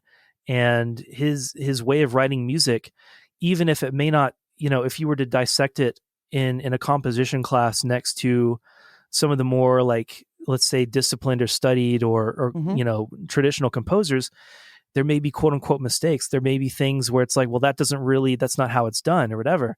It doesn't matter because it has an immediate visceral sort of impact on the listener, and it works for the film in a brilliant way. And even with what happened with the score to There Will Be Blood not being eligible for the Oscar or whatever, it's one of those things where it's just like, who even cares? Who even needs an Oscar? Because why was it not? Because it wasn't a wholly original. Oh, I'm sorry. Please go ahead. Because basically there's a piece embedded within the film that he drew certain cues from that was a pre-existing work that he had done before he started work on There Will Be Blood, Popcorn Superhet Receiver. Okay. And so because it wasn't 100% written just for this film, it was deemed, ineligible for that reward. But it's like who cares? Because whatever won the Oscar that year, I'm sure it's fine. But this is one of the great film scores, and it just goes to that thing of like, you don't even need the Academy's recognition, like people know when people encounter this, that this is really something special and unique in the history of cinema. Well, let me ask you this, Casey, because I definitely have kind of some thoughts on it, but I would love to hear yours. So, do you think of? Let me think of how to phrase this. Is Paul Thomas Anderson? I wrote down a surrogate for Johnny Greenwood's genius for unconventional melody in the same way as maybe like a Tom York. My thoughts are yes and no. I think on the one hand, I do think that the films of P.T. Anderson, as I think maybe you mentioned, have seen an increase in quality since that collaboration. And on the other hand, I think PTA has a stronger sense of self and completeness with or without Johnny than maybe Tom York might have. And that is to say, like, I love Tom York's solo stuff, but I think it is missing Radiohead in a way. So yeah, I think you take my meaning. But there are some interesting parallels to, like, the symbiosis of their relationship, PTA and Johnny, and then Tom and Johnny. And I was curious, either one of you, if you have thoughts on that, agreement, disagreement, kind of what you think there. I would have to say I do think Paul Thomas Anderson can stand alone and apart from Johnny, because we know we've seen him do it with the first three films, right? And I mean, those are spectacular films as well. And his collaboration there with John Bryan and all that, I mean, is really, really strong. I do agree with you that, like, when I'm getting like the Eraser or other Tom solo stuff, like it does feel like there's like an essential ingredient that's kind of missing from Johnny's contributions and the other members as well. But particularly the way Johnny, the way he'll just like complicate a melody or add something to it that it just comes from another approach, and it's like it opens things up in a way and it expands things. But I don't know. I mean, Tom's a fantastic composer, musician as well. So absolutely, you know, it maybe we've still not yet to see like the maximum of what he can do just on his own. But yeah, I mean, based on what is out there already, I would say that while they're both sort of symbiotic, complementary relationships, I do think that for Radiohead to be Radiohead, it is kind of Tom plus Johnny plus the rest of the members. Whereas with Paul Thomas Anderson, it's like it works great when it's Johnny Greenwood, but it also works great when it's somebody else. I think it's a good comparison. I mean, it's very speculative, but I think that the PTA Johnny Greenwood collaboration, it does kind of speak to Johnny's ability to take the ideas of another person who's not necessarily speaking his language and put them through like the Johnny laboratory come up, because obviously like Tom York's musical vocabulary is vast and knowledgeable. I don't know about Paul Thomas Anderson, but I don't think he, as far as I know, he's not a musical guy, but I do feel that like that piece of music we just listened to and the There Will Be Blood soundtrack in general, they show that Johnny either has an incredibly intuitive understanding of the material, or I think more likely that he is really collaborating with Paul Thomas Anderson on this kind of conceptual level. Because when I hear that piece that we just heard, the percussion sounds like the machines that we're watching malfunction in the movie. And then the strings to me sound like, and again, this is just total speculation, but to me it sounds like what is going on in Daniel Plainview's head. And that while on the surface he's very deliberate and very powerful, kind of slow talking and slow moving. We don't see him in a hurry a lot or out of control of what he's saying a lot. But as we get to know him over the course of this movie, we do see that he's driven by a great deal of paranoia, fear of like destitution, I think a great deal of self-loathing. And so that crazy string section that's going on to me sounds like what Plainview is like keeping at bay behind his eyes the whole time. And that the only times we see that stuff kind of burst forward is like the baptism scene in the church when he really freaks out. And then when he's basically the final 15 minutes of the movie when he's like a drunken kind of decrepit mess. Yeah. And so that to me feels like very likely notes that are being given to him by Paul Thomas Anderson that would all be very feelings based and like vibe based. And Johnny Greenwood is the kind of genius who knows how to translate that into music from a very technical point of view. I was thinking about this so hard and about this movie in particular. And like from the outset of the score, not the movie, but of the score, the listener gets the feeling that something ominous is on the horizon and is coming. I should say they pair so well in that way. But the score really underscores that.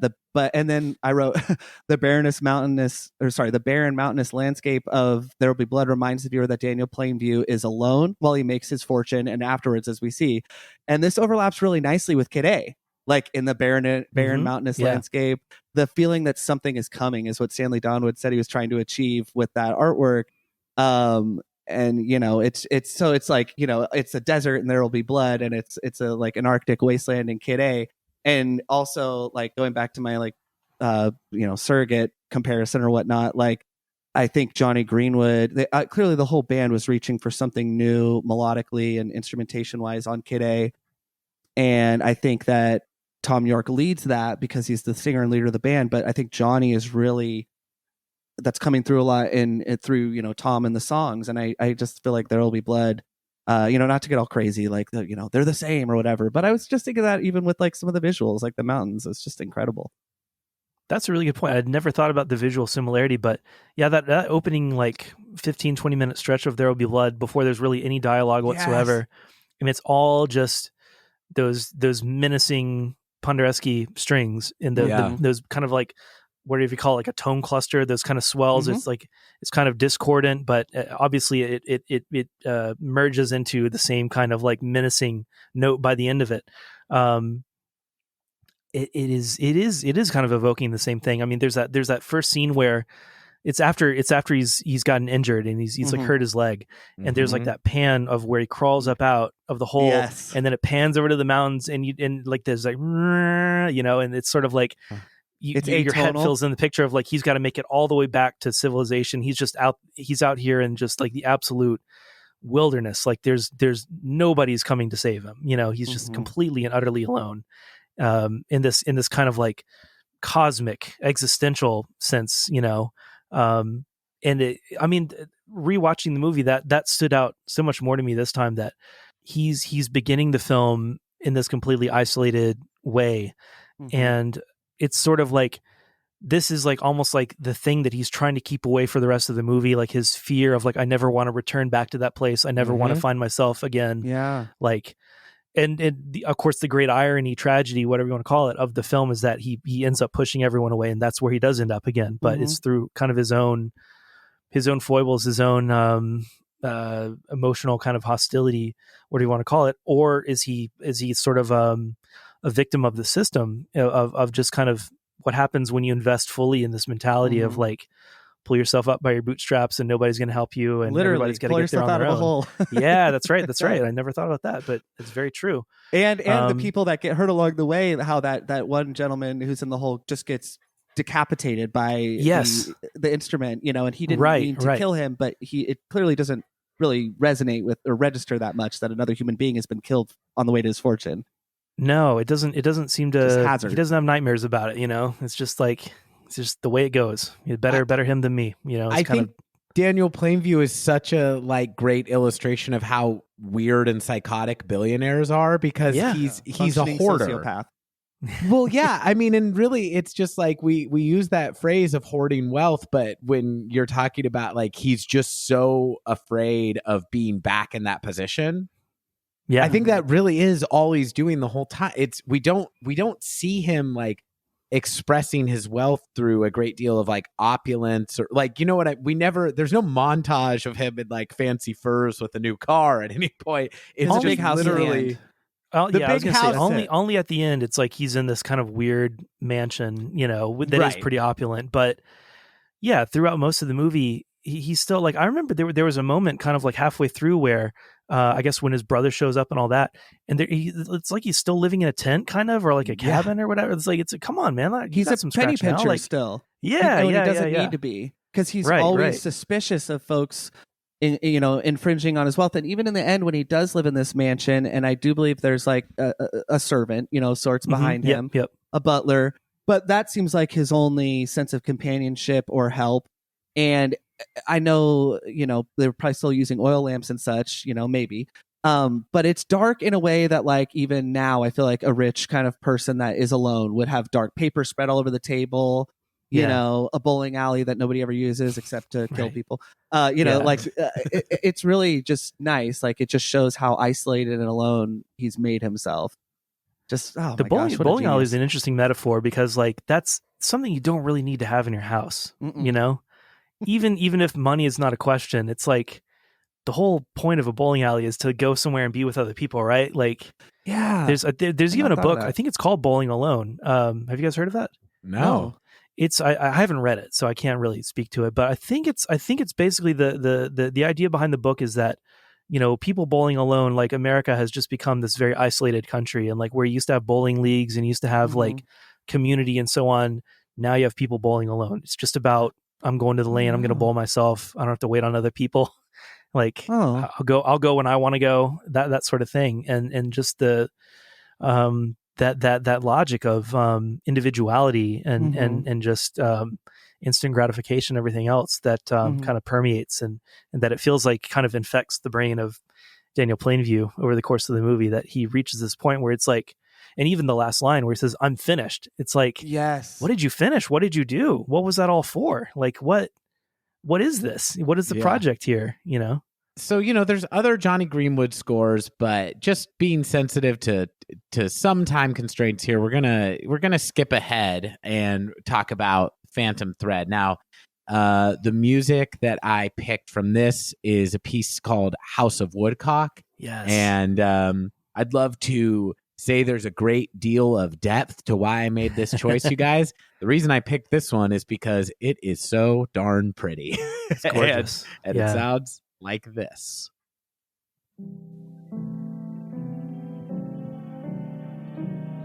And it's interesting, the sequencing on the soundtrack album. It's like track 13.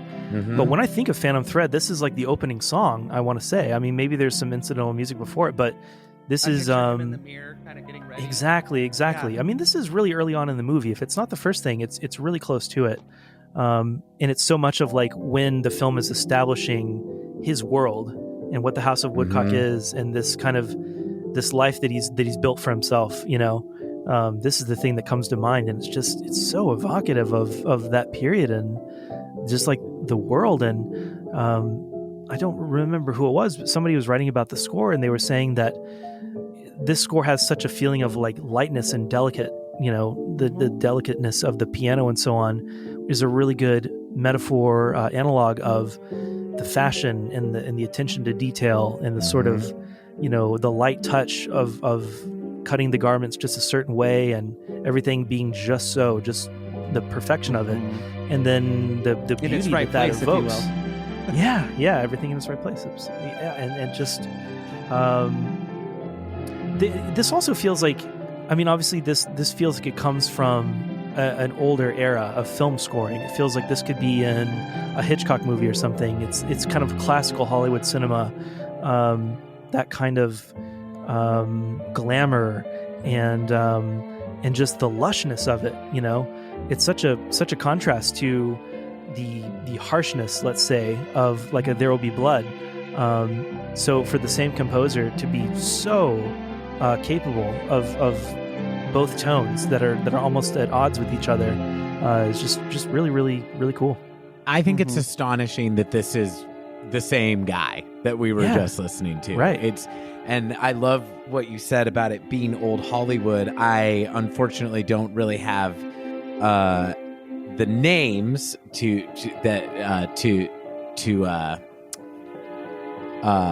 pardon me. I don't really have command of the names of who did some of those old Hollywood scores, but this is immediately like I'm picturing, Vaseline on the camera lens. Exactly. Totally. And like a starlet on a fainting couch type of thing. Absolutely. As soon as I hear and I didn't know Johnny Greenwood could do this until I heard this. Everything that he's been a part of has such a strangeness to it up to this point, and then something that is so unapologetically beautiful is just really not what I associate with him. I would say, like, as like an outsider, you could almost picture attempting to compose something of the order of There Will Be Blood, because it is so angular and harsh, and it's almost more rhythmic based than it is melodic based, although there is that too. But it feels like somebody could maybe begin to approach something like that.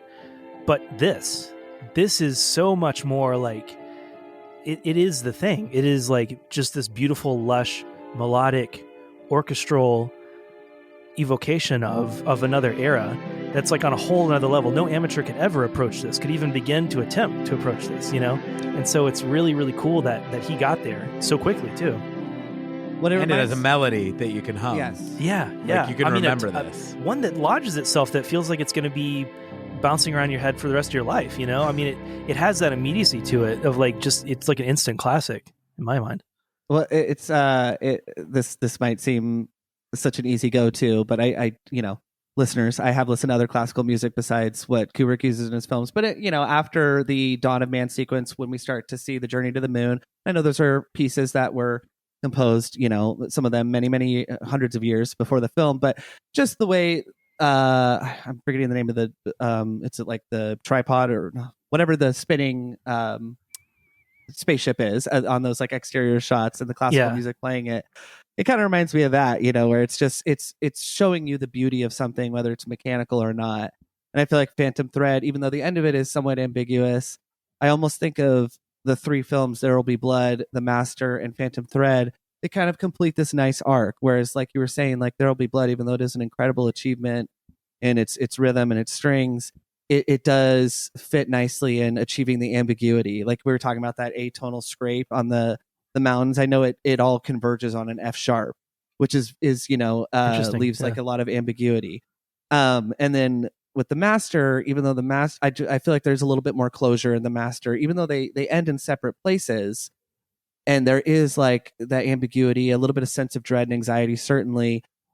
Sometimes I think of the Master score, like as like, if I could imagine a sunset where it's illuminating like a lot of depression, but at least I'm going to think of that. And then Phantom Thread, it's not a happy movie per se, but there is just so much more lightness and melody in the composition. And I think that just speaks to Johnny Greenwood's ability to like service a song when he's with Radiohead. He can shred, he can do all this amazing stuff on a guitar, but he will play his own Martineau or a glockenspiel pending the song's need. And just like with collaborating with P.T. Anderson, like he can use, this may sound so dumb, but he can use silence. Like I think about, yes, that's a director's choice. It's not Johnny Greenwood's choice to score silence. But like I think about the scene in the Master. I know you want to talk about Phantom Thread, but I think about the scene of doing their Dianetics or processing. Yeah, the auditing. Right. Yes, like that. There's no score accompanying that, nope. And I could see if it were me or some other director, like wanting to build the tension of that, clue the viewer in with something. Yep. And sustained strings under that, or something. But it feels so real, and I've never wholly believed two actors were their character more than when I watched that movie. Yeah. Of when he's saying like, have you ever had sex with a family member? Have you ever killed anyone? Denies both of them, but he's honing in on that, and then he says, have you ever killed anyone?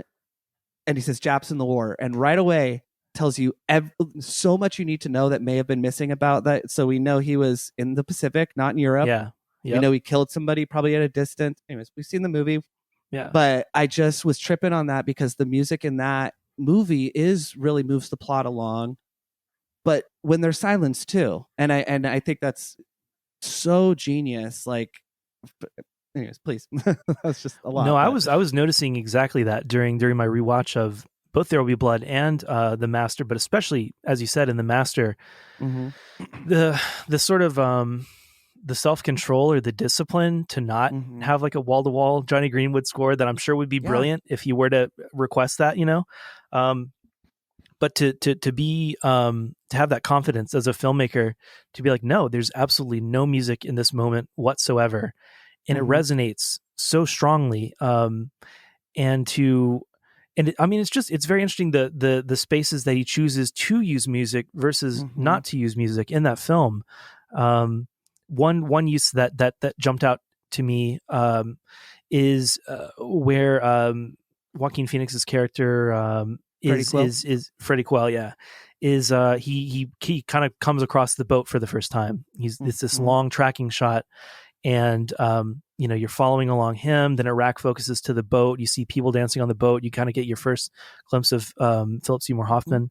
And but what's interesting is that there's Johnny Greenwood's score, but then he also mixes up the sound of like a kind of a ragtime jazz band that's performing on the boat, and they're actually both playing at the same time. He doesn't dip down the Greenwood score entirely. He kind of lets them both play against each other, and they're not necessarily like I'm not I can read like drum notation, but I can't read music notation, so I'm not a music theory person at all. But it feels to me like they're not necessarily in the same key or the same anything. I mean, it kind of feels like two things at odds with each other, but somehow it does work. It doesn't become like completely atonal or jarring. It does blend together in some way, and I thought that was interesting too. That's got to be a hard thing to compose for, to know that you're going to be playing against some other piece of like natural music sound that was picked up on the day, and you're not even going to try to like marry up against that in a way that's you compose something for it. It's this weird collision of two musical things happening. It's so genius too, because I feel like we see that Freddie is clearly comfortable with a ship, which, again, so we know that he's attracted to that, and the music is rather hopeful when he first sees it, and everything looks nice.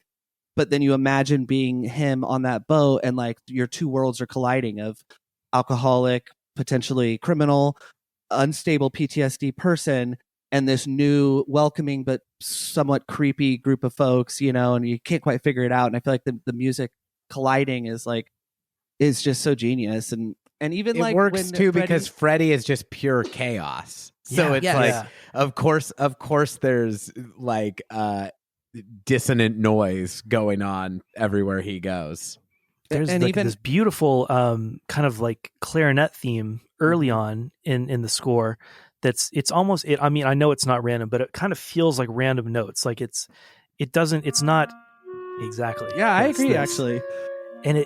But it's so evocative of like his loneliness and his inability to like fit in with anything. He's just always out of step, always saying the wrong thing, doing the wrong thing, starting fights.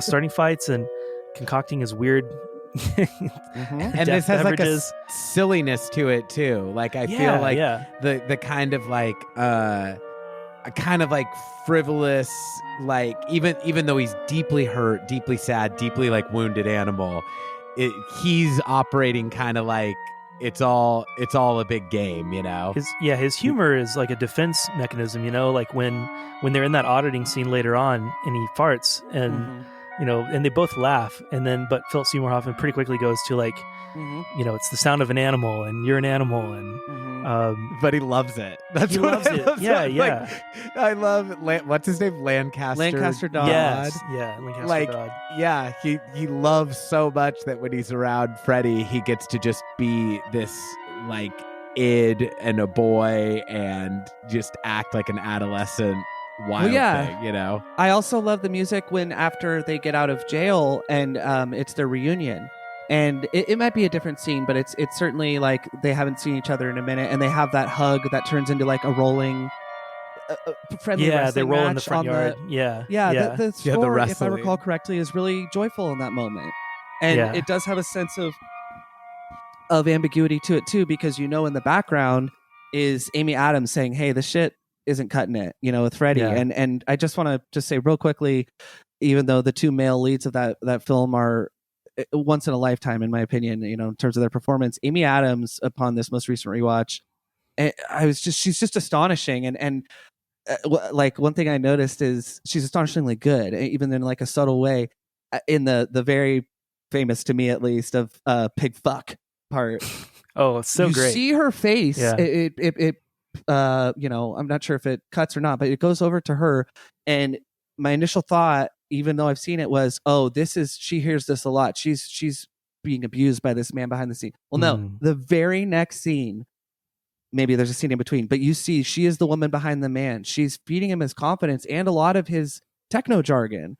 And I just think that was such a great choice. In the hands of any other director, it could feel like unnatural or something like that, but that is often the case. And it was just like, it really stood out to me this recent time. So yeah, without her, he's probably much more like Freddie. Than he is, with her kind of harnessing his power and his ability to be charismatic and connect with people.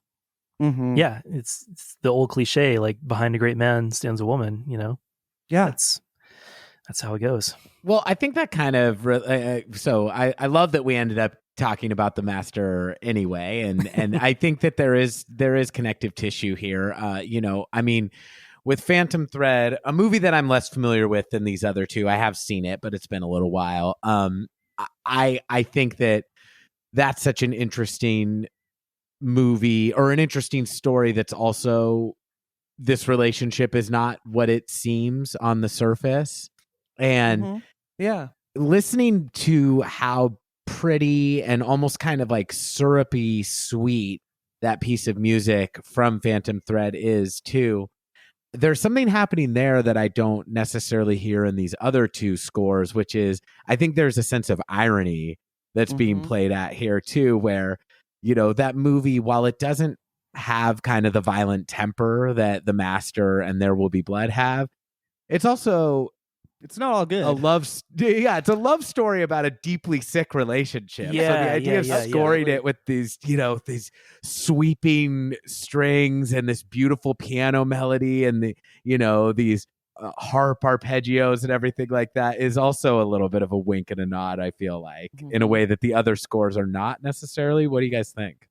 Well, I remember like my first time watching Phantom Thread, like I had tried to stay away from any plot detail that may have been, available ahead of time. So just based on the trailers, I had my idea in my head of where the film was going to go. And I remember my impression of the trailer was that it made it look like the Daniel Day-Lewis character may become like psychotically violent by the end of the film. That's what I thought. And obviously with There Will Be Blood, it's an obvious direction to go in. It's sort of like, oh, is this just going to be another like character study of a deeply messed up guy who hurts other people? And is that sort of, we're just going to go back to that well again? It's going to be a great Daniel Day-Lewis performance, but is it just sort of going to be like There Will Be Blood Part 2? Like what are we doing here?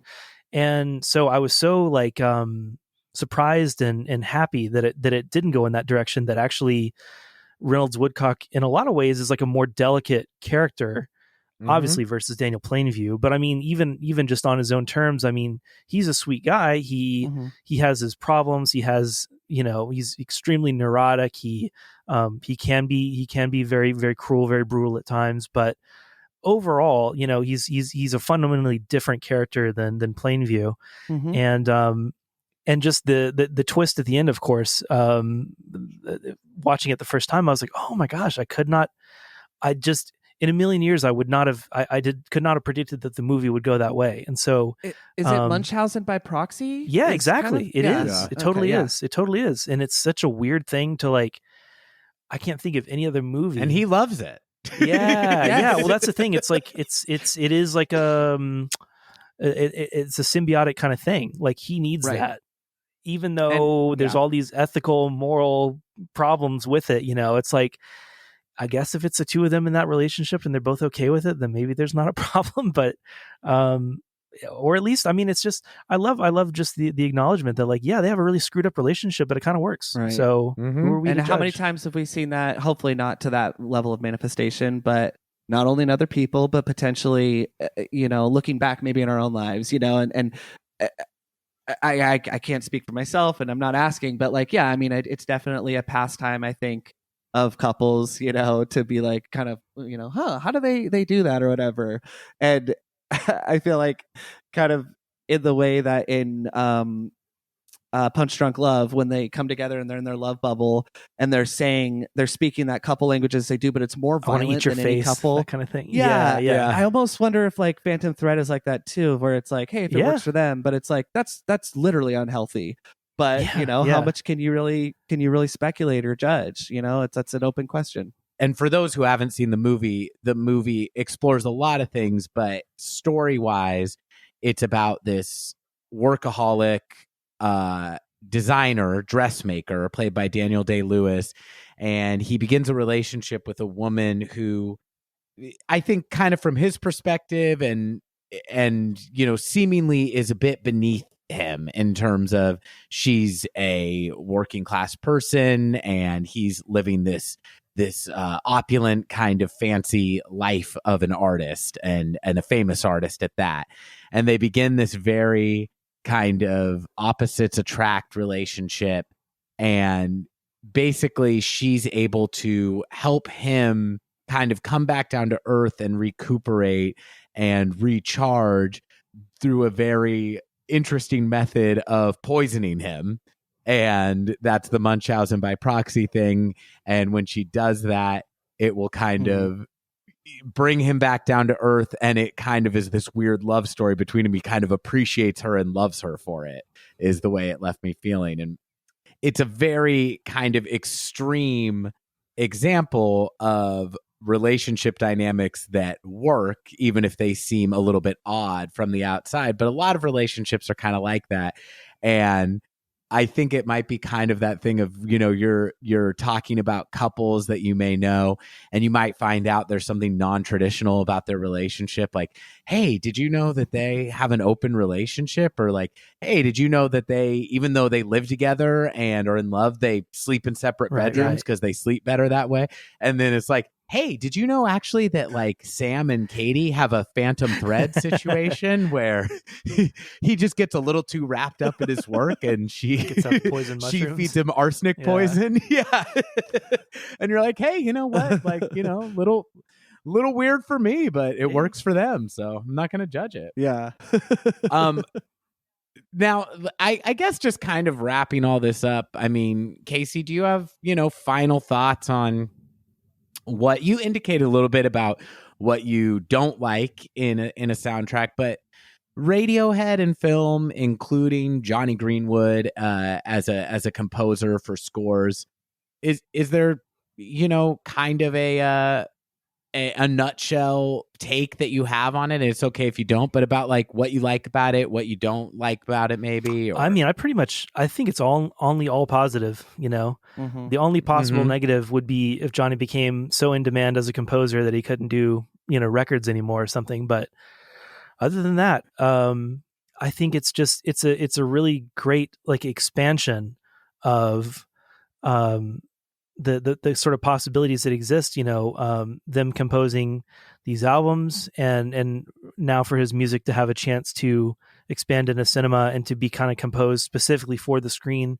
rather than just, Radiohead needle drops and Cameron Crowe movies. Like it can be, it just, and I feel like really like with A Moon-Shaped Pool, and I guess I haven't done an episode on that yet, but that record I feel like is really reaping the benefits of Johnny having gone in this other direction, and then to bring all of that back into the band and to really expand their sound and their palette and to just refine things and it just allow them to move in sonic directions, sort of like they expanded their palette with Kid A by bringing on all the electronics. Now they're kind of bringing in all the orchestral stuff, and I mean I just love that they're able to mix all of that together and create work that feels vital and new, and it's not it doesn't have the sort of fatigue that can set in for a lot of bands when they get that many albums down the line and things are stagnating. I feel like they're really growing and blossoming out, and I kind of feel like, I mean, even like with regard to The Smile, if that's what they need to do to get to a point where they feel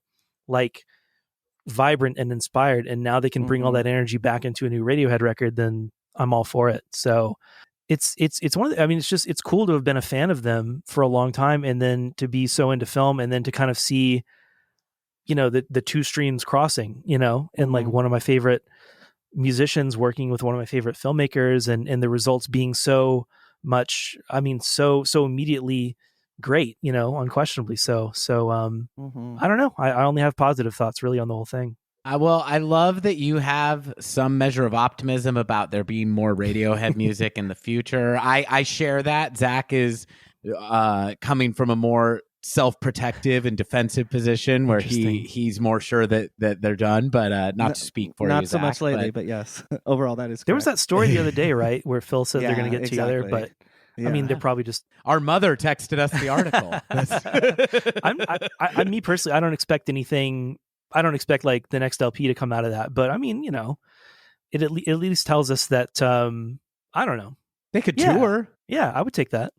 Well, I think what Casey, you encapsulated all that like so brilliantly, but I think one of the things that stood out to me is like what you said on The Smile, and I know you said that like maybe that album hasn't grabbed you, and maybe it might not ever, but I've been thinking about that since we saw them live. That reinvention is often quite jarring, and I know that a lot of people felt that way when Kid A was released, and then within a year's time, it had kind of, generally speaking, a lot of folks had come around to this sort of new style.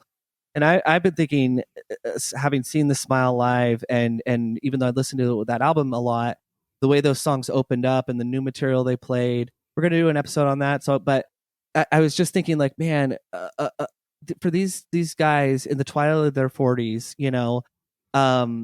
for me to go to a Radiohead adjacent show and only want to hear new material, that is so genius, like. If I go to a U2 concert, for instance, or something like that, like I want to hear Sunday Bloody Sunday and whatever, and that would be the case. Get if on I your saw, boots. Get on your boots, right? Exactly. That would be the case though if I saw Radiohead at this point. Is I want to hear Paranoid Android, and Yeah. But so I think it's just so brilliant. It is a little jarring, and maybe it's not as good, but I think that's one of the things they've done just so amazingly well. And then the other thing you said too about like the two things converging, like just even listening to that One Moment of Phantom Thread score, I was hearing like a lot of the beauty and optimism of A Moon-Shaped Pool, albeit kind of shrouded in melancholy. And I just think that I'm really excited to re-listen to that album again, with kind of that in mind. And yeah, I just think the way you said that was so excellent. And I don't know if you have any other closing thoughts. I wanted to say one other thing, but please go ahead if you do. Well, this is kind of a side point, but what you were saying about, with Radiohead, like we're still in contemporary Radiohead time. So like when they release a new album, we're experiencing it as it's coming out. And like my music listening, especially for the past couple of years, has, I think like you were saying, Zach, like it's been mostly backward looking. I've been going back into older stuff, and I've just been like obsessed with Bob Dylan. And and really going through like the whole catalog, not just sticking to the 60s or 70s or whatever, but like the Christian period and the 90s and the everything from the 2000 on. And it does strike me that like me coming to it this late in the game and having the benefit of being able to hop around like 60 years of him as a recording artist, and to like maybe listen to like Saved and be like, I'm not really feeling that today, but I can at least jump over to like Infidels or something, and just kind of like keep going that way. It like we don't have that luxury with Radiohead at the moment and The Smile, but like if it were me 20 years in the future and I was able to just like listen to The Smile and not bring that weight to it of being like, this is what we're getting instead of, but just appreciating it on its own terms, that can completely open something up. And I hope to very soon get to that point. It's mostly just a matter of, I haven't had a lot of, I don't know if that's even true. I was going to say I haven't had a lot of time to listen to it, but honestly, I've just been stuck on Dylan. So maybe it's just at that point, it's not quite resonating me quite as strongly as it will in the future. But I do. I think you're in for a treat when you have the space to get into it. I did like in preparation for being on today, like I did return to, oddly enough, Hail to the Thief, because I listened to you guys' Hail to the Thief episode. And nice. So I gave that another listen through, and I've been just listening to random Radiohead songs here and there. So it's got me back in the groove a little bit. So I'll give The Smile another go and see what I make of it. Hey, we'll take it. We don't want to just get new fans for Radiohead. We want to get old Radiohead fans back into Radiohead. Yeah.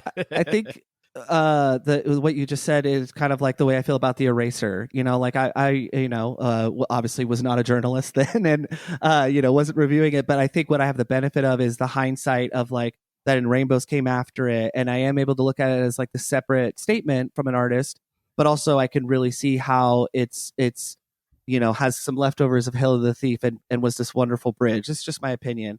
And I know a lot of music journalists were like, it's good, but it's watered down Radiohead. Well, I don't feel that way now because I can sort of look at it in hindsight. And it's just, I don't know if this has been your journey with Dylan, but Dylan for me was kind of a later in life discovery.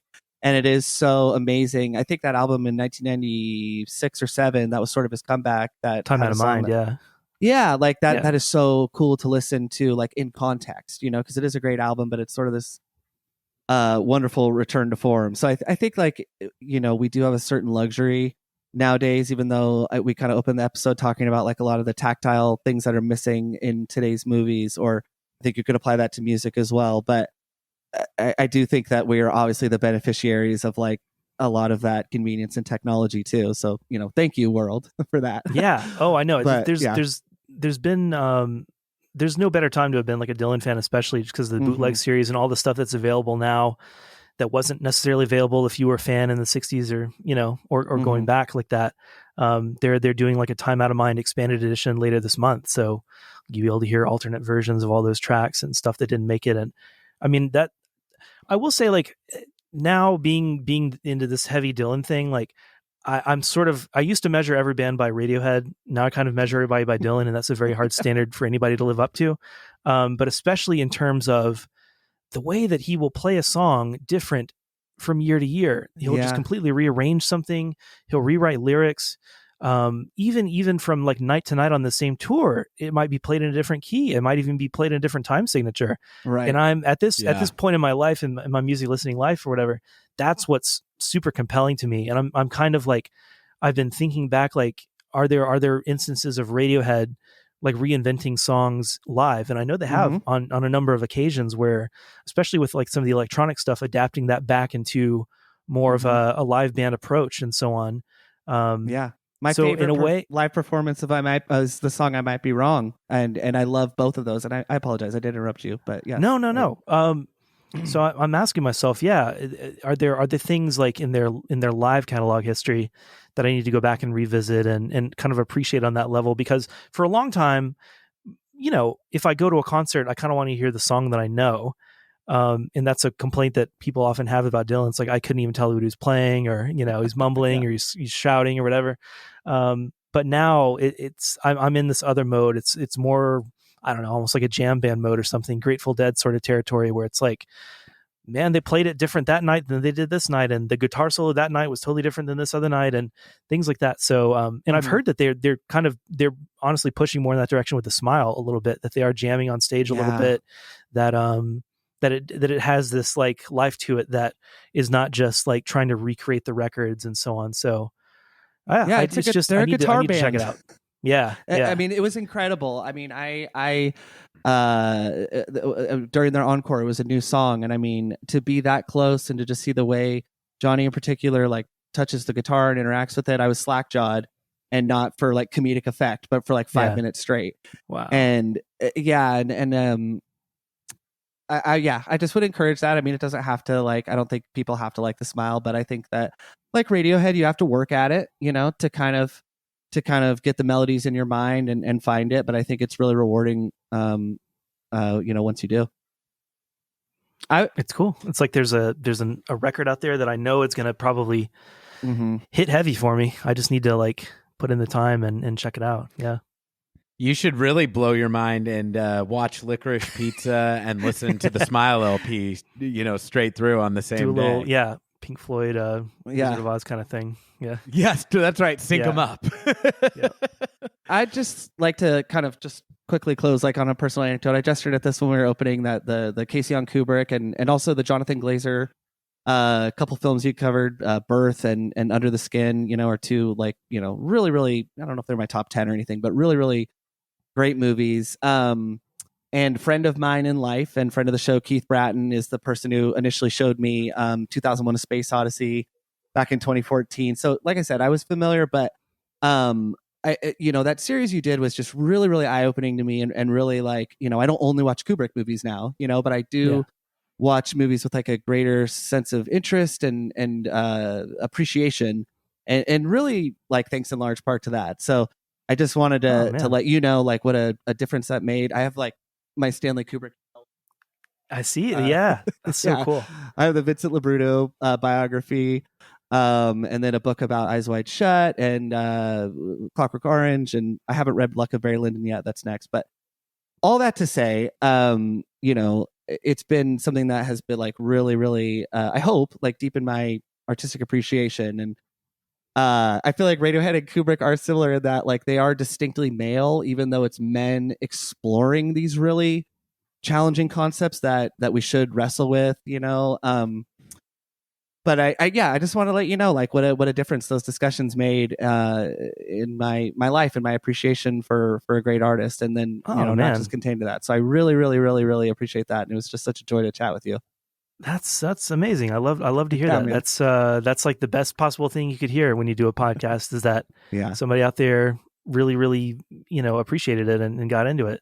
Yeah, and, big time. I mean, in preparation for doing the show, I kind of wanted to get an idea of the vibe of the show and everything. So I just started going back through episodes, and if I had more free time, I probably would have gone through the whole catalog. I mean, I will eventually get through the whole thing, but I think I've heard maybe 3 or 4 episodes at this point. I love what you guys are doing, and it's kind of it's getting me back into Radiohead. Not a new fan, but pulling back an old one. So there's that. Awesome. And I love. I love what this medium allows us to kind of revisit things and go deeper than the first time. And especially with a band like Radiohead, like that I was my deepest level of engagement was some years ago, and to now kind of be coming back into it a little bit. And it's just awesome. So thanks again for reaching out, for having me on today. And it's been a blast. I mean, I want to do a million more podcasts now. So yeah, you've got me kind of, you've got the juices flowing. You got me inspired. So yeah, it's great. Yeah, thank you so much for bringing just such a detailed knowledge and love of kind of the topic at hand to what we were talking about. And honestly, if this had been just up to me, I think this episode might have been us only talking about the use of 15-step in Twilight. So I really appreciate you kind of smartening up the affair a little bit, Happy Casey. Yeah. And Casey, is there anything that you want to plug or tell people where to find you? I'm sort of I'm a little bit invisible from a social media presence perspective. You can follow me on my Instagram. It's OEDIPAX. I haven't posted anything in there like a year, so I need to be active again.